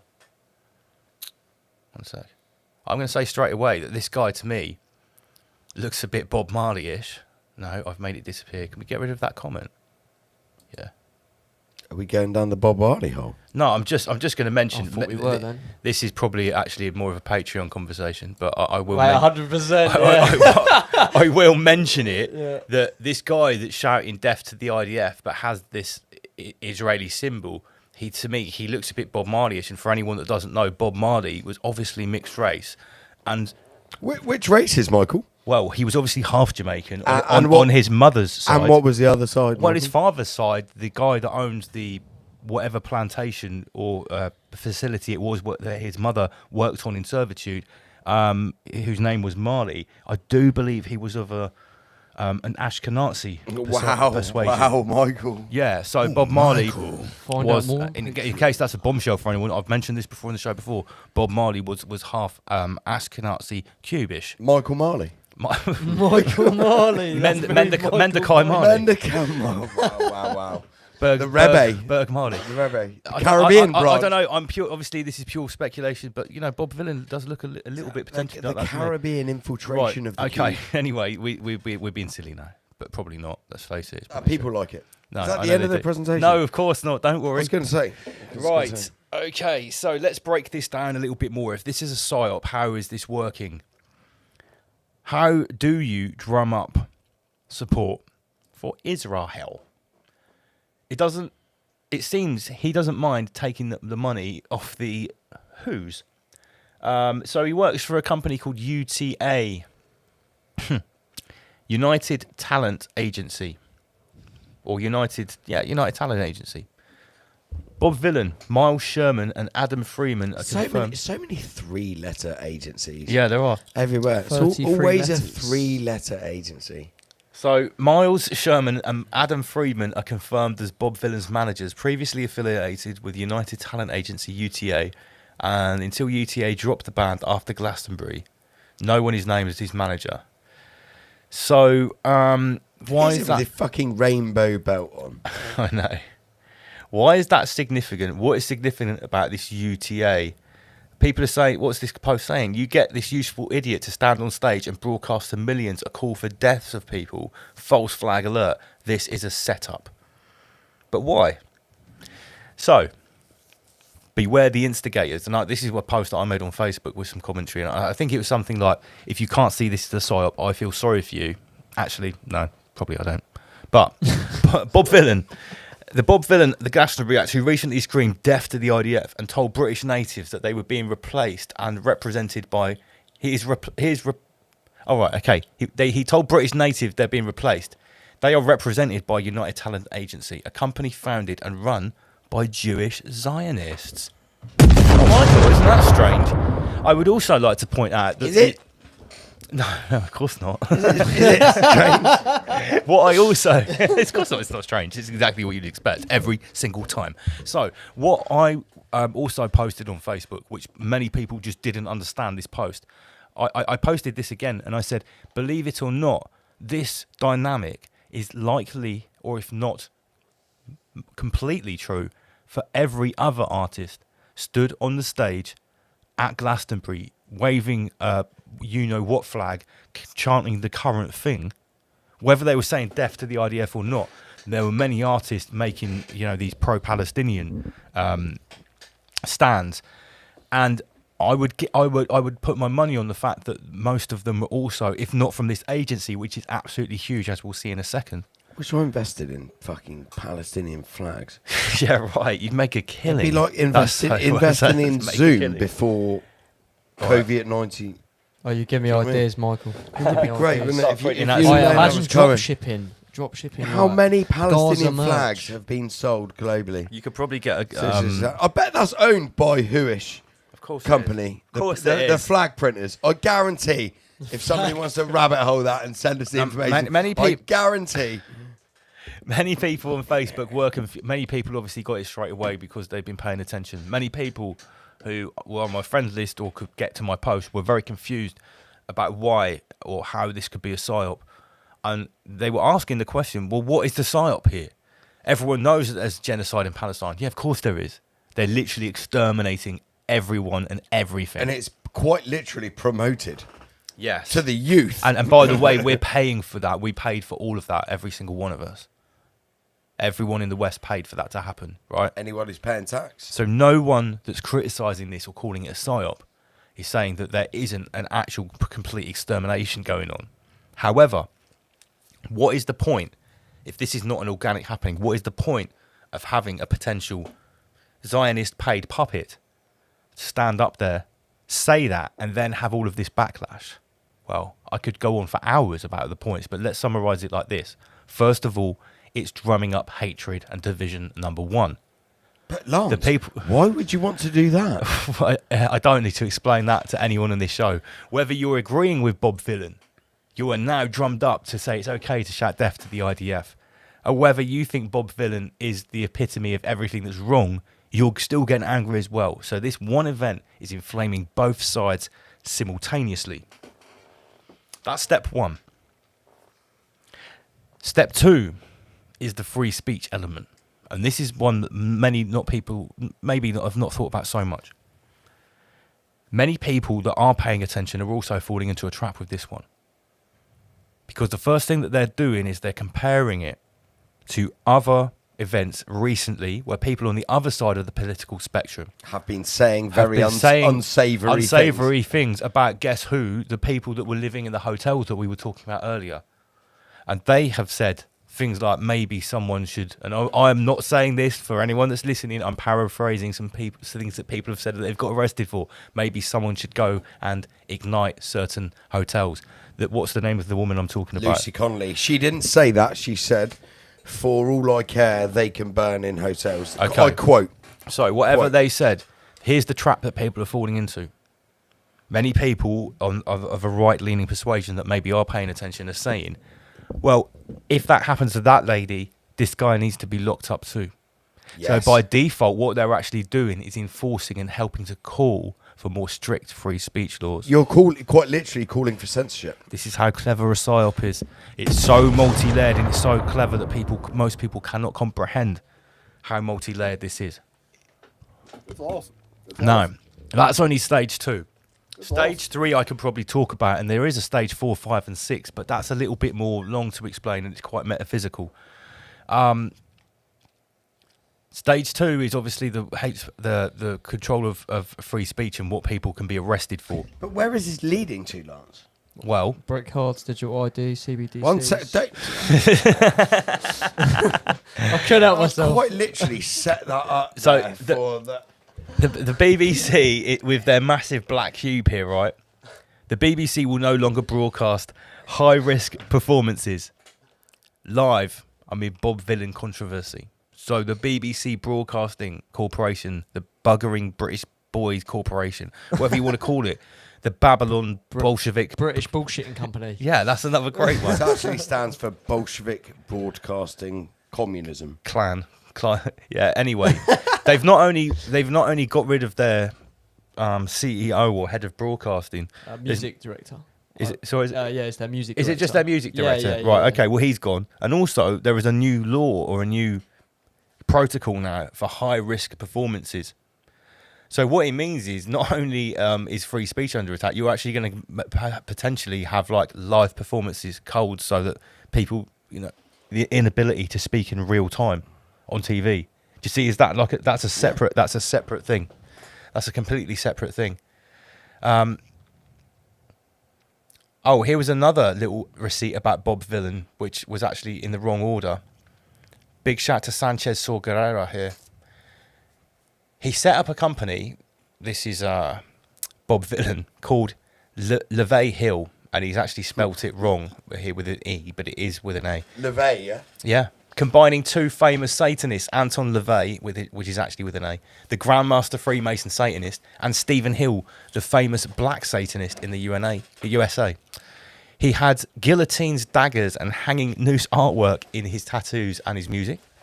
Added to all this, he's literally started a chant, deaf, deaf, deaf, and got a load of people to join in that chant, which is an occult act in itself. I know not all Freemasons are bad, but this one is stuck on the dark side of the occult. What's the black bunny rabbit about? Do you know? Is this just a bit of art or is it a symbol? Donnie Darko ? Sanchez said he worked with a Freemason and he had all types of magic tattoos all over his arms too. I asked him what are they about, and he said every step of the ladder he goes, he gets a tattoo to symbolise it. Now, if you look back, where is it? Here we go. Some of these tattoos, they're all very separate little things. Mm-hmm. And that kind of really does ring true. And he's got the receipts here of the LeVay Hill company that he set up. Nice, with the name. Nice 33 in there. Oh, yeah, of course. Yeah, I didn't see that before. So I think that was some quite good receipts with this, with regards to this story, to be honest. Let's see what Kyle Greaves, our favourite right-wing combat sports MC, has to say about this. This really caused a stink, this comment, this post. So many people on Facebook saying, if Bob Dylan was white, he'd have been arrested by now. I mean, come on, guys, for fuck's sake. This kind of tripe is the last thing we need as a society. We all know if Bob Dylan was white, he wouldn't have just been arrested by now. He would have been literally jailed instantly, tried the next day, and be doing a 5 stretch for inciting racial hatred. But he'll walk from it scot-free because the government's given certain groups carte blanche to do whatever the fuck they want and come down heavy on other groups who even speak out against what irks them. This is the two-tier society we've all been given to make us hate each other. It's all by design. It's exactly what I'd do to stay in power, divide and confuse the people, say one thing, do another, gaslight. Our brave police officers are putting their stab-proof vest on this morning. After a cup of instant coffee, they don't make enough or deserve crown beans. Ready to drive some middle-aged woman's house to nick her for a tweet. God save the king. Oh, politics.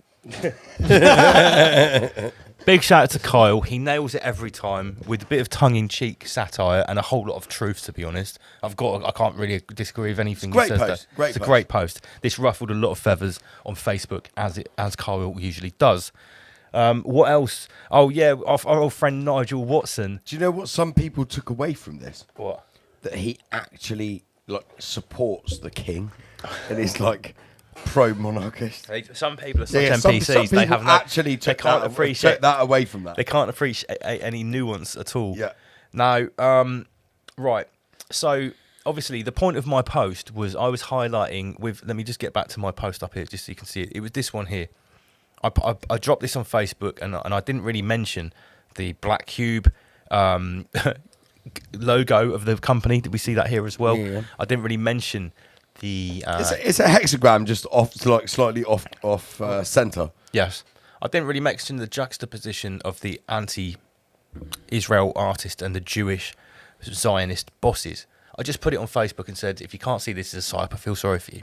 So one of the comments was our old friend Nigel Watson. Oh, Michael. And Nigel Watson has called us out. Oh, good evening, Nigel. He watches the show, or he used to a lot. Yes, he even uses he's a lot. clearly still watching the show. Yeah, he's clearly still watching. Shout out to Nigel if you're watching. He even uses a lot of our slang words, which is absolutely fine. We share them with everyone there for you to use too. But he's been quite critical of us recently. Oh, God. Claiming, More than usual. Claiming that we're getting it wrong and we're falling into old traps. Are we? Blaming it on the you-know-whos, and we're missing the point entirely. Right. So my point, I would just reiterate, was actually dropping this mad contrast juxtaposition with the you-know-who bosses and the black tube. Before we get into this, right? Should we, on a side note, as an olive branch to our man Nigel, invite him on? No, he won't come on. Should we send him a free year's Patreon subscription? Maybe we should. For maybe him to get up to scratch and stop this peasantry fucking bullshit online. Should we do this? Because here's the thing, he's come. I'm up for it. I could do it. I could offer it to him, no problem. But here's the thing, he's come in to obviously try to counteract what he thinks I might be posting about here, right? And I guess he's gone straight in for the fact that Bob Villan is criticising the massacre of Palestinians by the IDF. Right, which any sane person would. Anyone that's got eyes can see that. No one's denying that. He's not getting the nuance here, but he's saying, look, all governments are bad. They're all the same. Blair murdered 1.5 million Iraqis, turned Tripoli into an open slave market. I'm sorry, Oz. Does that make it okay? No, but I had to laugh at this. I said to him, you completely missed the point of the post. I'm not saying that Bob Villan's got a point about what he's saying. Like, look at the details of the post. Yeah. Now, bearing in mind, this guy's criticised us for us noticing and highlighting certain things. I would say this is blatant diversion tactics, because I've said to him here, you've missed the point of the post. He said the Bob Villan thing is just embarrassing. Self-evidently a UK government non-entity AstroTurf creation, and the sheep all fall for it. And I said, well, I was pointing out that this agency is owned by Zionist Jews, which is likely the same situation for the vast majority of Glasgow chanting anti-Israeli slogans. What do you make of that? And he didn't come back to me. No, of course not. Well, what can he? How can he come back with that? He's highly pro-Christian Reich, pro-Israel. He lived on a kibbutz in Israel in the 70s. Come on, and something happened to this guy, I think. Yeah. Israel may be a little bit different these days to what it was in the 70s, but the plan was still the same. It just wasn't in your face. So I think a lot of people are still, taken in by stuff like this, but a lot more people are starting to get it as well. This was an interesting data point with regards to the Middle Eastern Grand Peasant Holy War. This is Azalea Banks, another sort of A-list artist in the UK. Just as a data point, she was actually found, quote-unquote, found by Jay-Z. Really? He discovered her, allegedly. She is from the UK, though. Yeah, but whatever. Right. He discovered her I was just making sure I got that allegedly, right. he discovered her Okay. talent. Was that one of Diddy's parties? Yeah, probably. She's particularly good with the bottle Careful of with baby that oil. lighter, Lance. I've borrowed yours because I've already lost 2 tonight since I got in the door. Mate, I've got 2 yellow lighters here. There's 2 clippers, a green one and a red one. They've both gone. I haven't stolen. I'm not stealing your. I know I'm not Empress has stealing your taken one lighters. upstairs. I know she has. That's fine. But down a don't big take rabbit the hole of only lighters. yellow one I've got left here. It's okay. So what's Azalea Banks saying? She's saying, I'm cancelling Boomtown and Maiden Voyage, which are 2 big festivals. The promoters have been stressing me out for weeks, trying to force me to say Free Palestine. Wow, really? And threatening to cut me from the bill because I won't say Free Palestine, and I'm not dealing with the threats, and I'm not putting on a fucking hijab. Wow. They're basically trying to extort me by insinuating that I need to say I support Palestine, or they will drop me from the gig. But I would much rather drop them and not associate with anything that has cheap group think bullshit attached to it. Fair play. Very right wing, Michael. That is very right wing. Very right wing. And coming from Azalea Banks, clearly a POC, a person of colour. Absolutely. Using the left's awful terminology there. So she's not having any of it. If they want to allow some no-name DJs to bully them into desecrating the nature of this music ecosystem and make me the issue, whilst there being absolutely no ethical consumption under capitalism, then that's fine. More thinly veiled racism and overt anti-Semitism from the fucking gays for Hamas. Hashtag fuck Palestine, it says there. Whoa. That is massive, Michael. I'll just hit this button here. So she sounds, I hate to say it, but she sounds like a bit of a Zionist there, doesn't she? She does, Michael. Yeah, The problem is you're a fucking retard.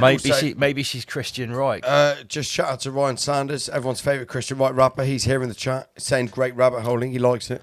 Azalea Banks is from the USA. I was wrong. I just got that completely wrong. I don't really know much about her. My information was correct that she was found, quote unquote, discovered by Jay-Z. Thank you. Whether it was a Diddy party is that's my speculation. The Diddy party. I'm going to admit I presume so. I actually quite liked her 212 tune. I'm no expert with these new artists at all, so yeah, I got that wrong. Hands never up. heard of her.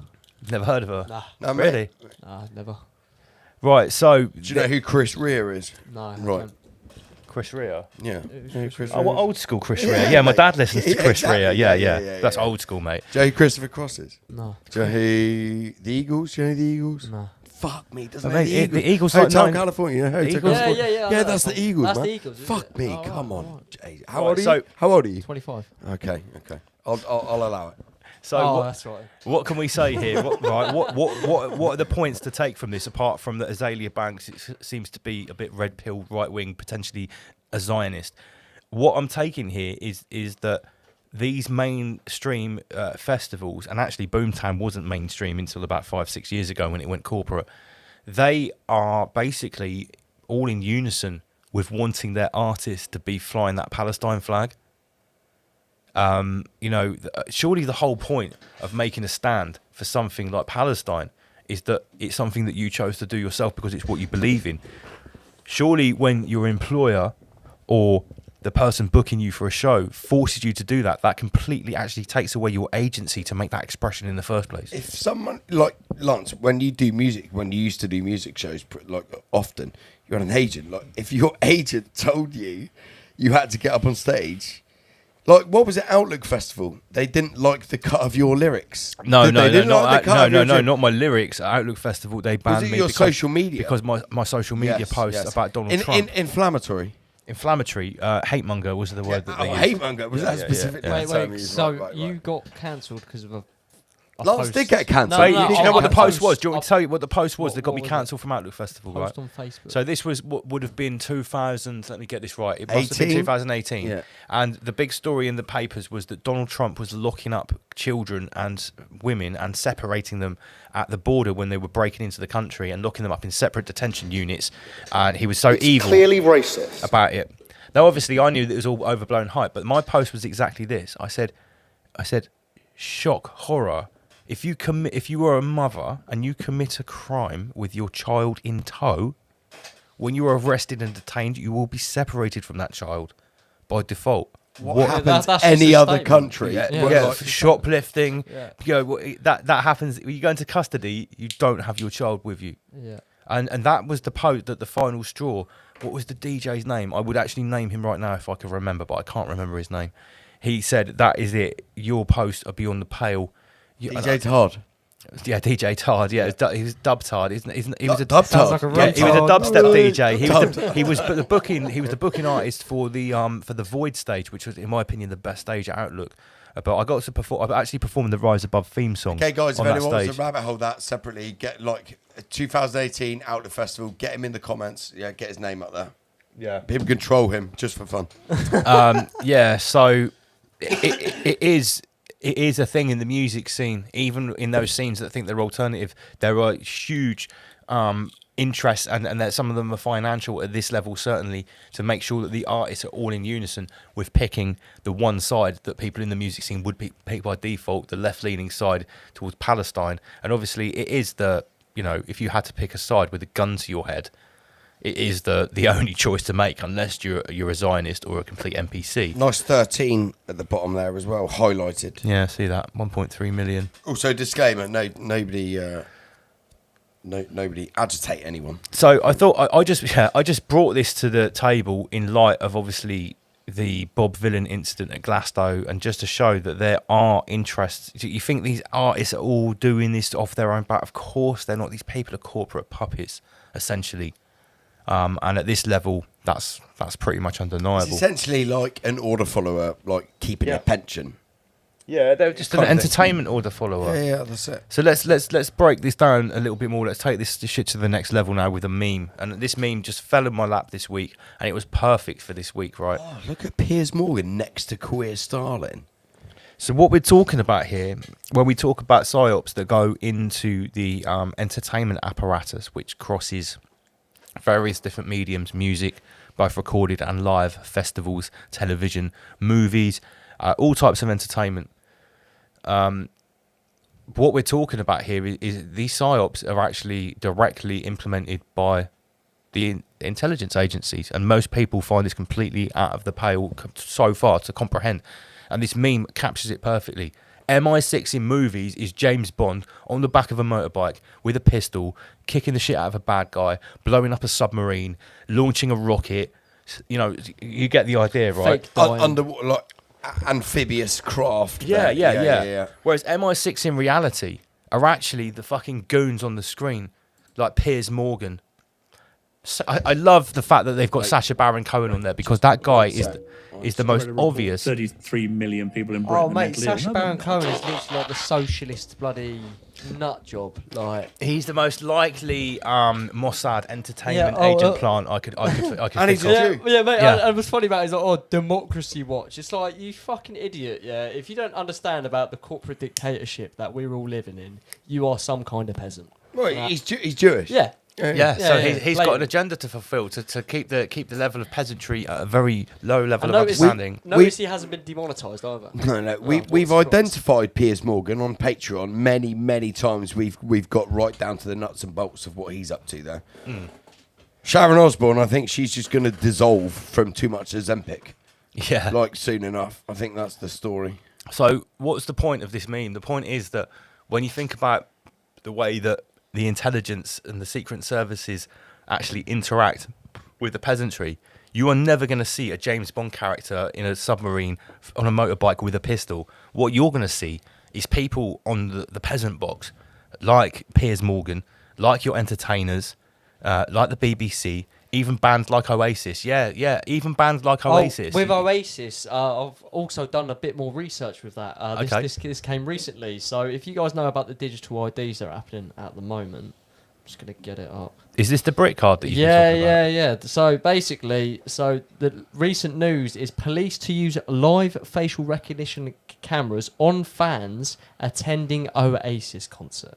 Oh, okay. There you go. Perfect segue. So yeah, these large events, whether it's Glastonbury, an Oasis concert, these are used. A football match. Yeah, football match. Perfect. These are used by the intelligence apparatuses as part of the grand psyop, the grand. That was for you, Dave. Ramus Dave, a football match. Yeah. So all of this stuff that we talk about week in, week out when we're breaking down Clan World and playing with these illusions is basically what this meme is explaining. Is that it's not at all like it says in the movies. It's much more mundane. It's actually everything that's in front of your face, that's on a screen, that's coming from a centralised source of information. That's what MI6 is. That's what the Secret Service is. So big shout out to this meme. Again, we'll address this comment very briefly by live on a bike. Liam Tuff and Stephen Lennox are also MI16. Stephen Lennox, aka Tommy Robinson. Yes, if you I can tell you're not a subscriber to our Patreon directly from that comment. Live on a bike. It was been with us for time. I'm not sure they're on Patreon. No, but yeah, they know. Definitely not. Yeah. That we've covered this extensively.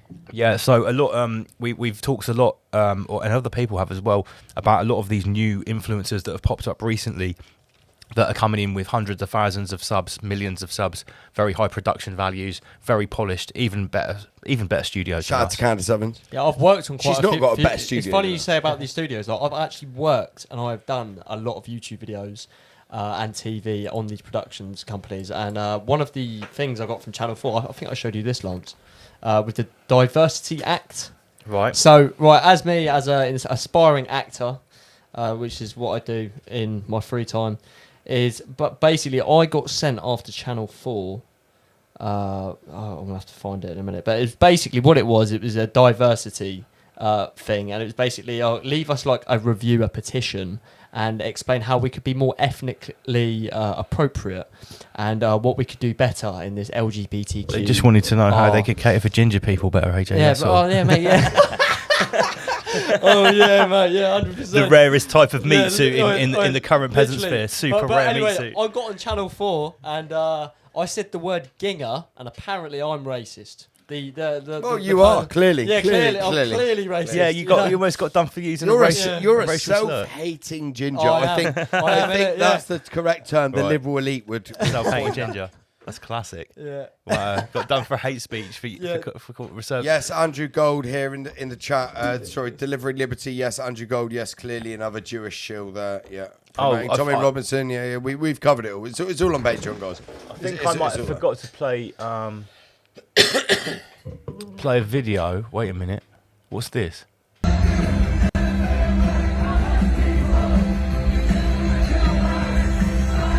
Sounds very Christian right. No, that's sorry. Eastern European. Yeah. No, wait a minute. Yeah, because we were talking about Glastonbury. Because I literally just forgot to play this video. Where has it gone?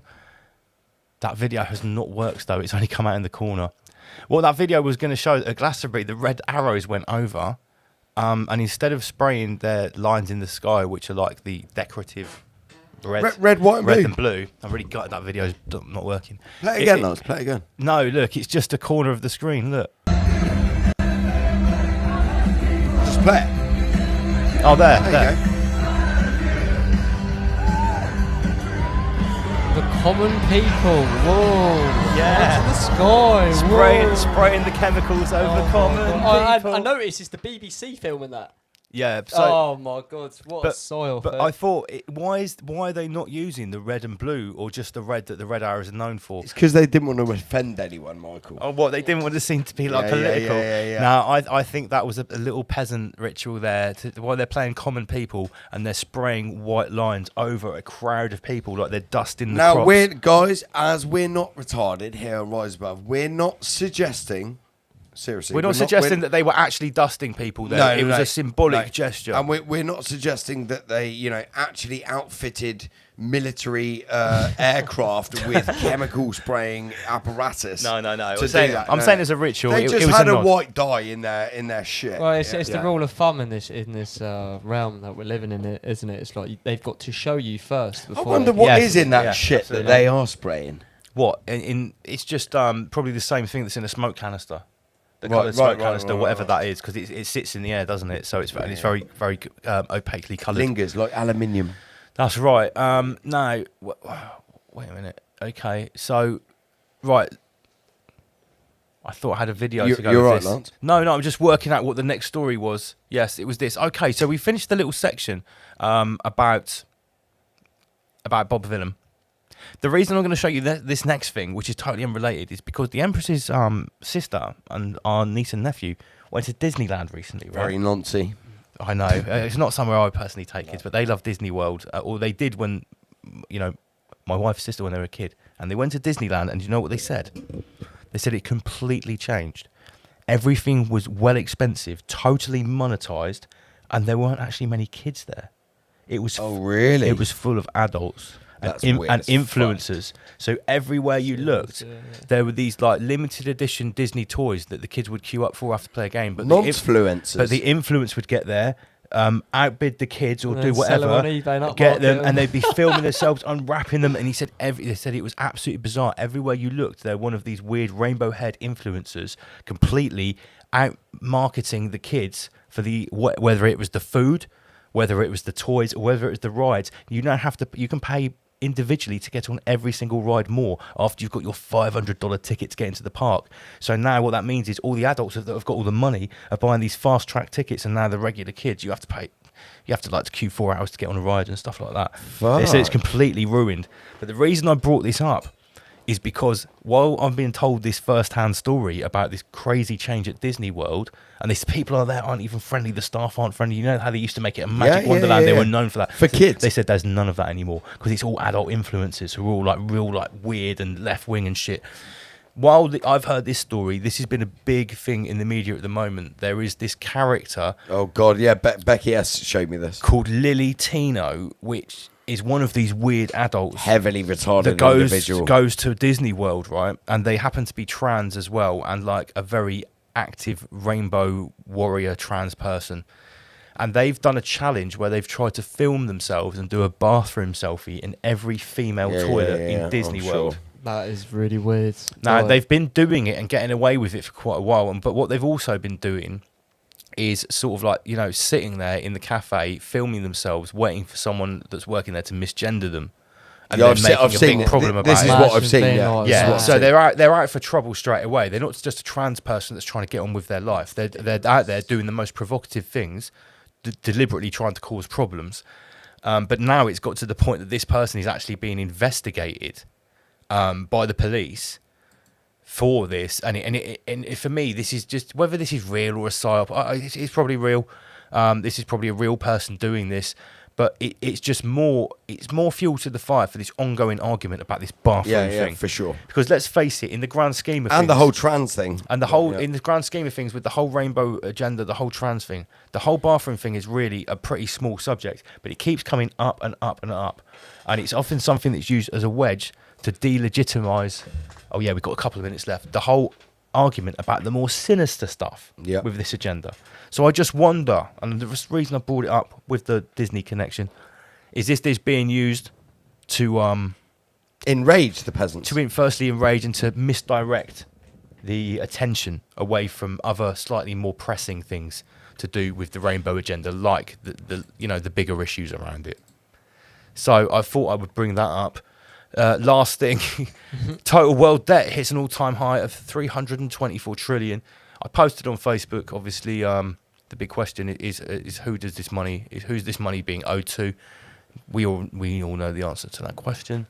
Aliens. And deadly 20-mile alligator Alcatraz escaped route through gators and pythons maps. This thing you brought up last week. Yes. And check this. Look at this. They're literally picking the biggest alligators one by one to put at the alligator Alcatraz, which they just constructed in only 8 days. And it's going to be in the Everglades in Florida. If you haven't heard about the alligator Alcatraz, I thought this people are was saying a joke. that this is literally actually doing inhumane. it. Yeah. And this is where they'll house over 3,000 people at a time who don't have their papers and arrested by federal agents. And did I mention that this facility here will be surrounded by a huge body of water and will have the biggest alligators in the world, and also some of the most poisonous snakes. This facility called the Alligator Alcatraz will house up to 3,000 people, and you will probably not be able to escape. And the chances of escaping something like that is extremely minimal. But go ahead and let me know, what do you guys think about all this? Are they doing too much? Did he say papers? So if anyone that knows about the USA, they have to literally carry documents. Yeah. Show me your around with papers, them. comrade. Yeah, like an ID with them. Otherwise, But this they is can get arrested. this is literally fucking 3 minutes left. Secot. This is El Salvador Secot. Yeah. Starting to build El Salvador stuff. So a lot to take in tonight. Big shout to our guest AY-Audits. I will remind you that we are back in 2 weeks live on the 25th, not the 18th, the 25th of July with Indigo. That's going to be a really serious conversation. We're going to be going in on that one. Make sure you get your tickets to the Rise Above Weekender. It's now I think it's 6 weeks away now. We'll be there. We'll be there. Inspector Veg, Ryan Sanders, Allegedly Dave, Archaics, Wisdom of Mushrooms, Martin Leaker, multiple presentations, speed dating. Get there, be there, be to the square. Word to your nan. Word to your nan. Word to your nan. Big shout to AJ. Also, tune to Peasantron for like some fucking radical shit. Yeah. We're gonna have so much more on Peasantron. Get onto Peasantron immediately. Be more Ramish than you could possibly be. For more Michael-minded content, get onto the Patreon now. Get Michael-minded. It's clearly racist. Okay, guys, we're broadcasting every Friday, but we'll be back live in 2 weeks.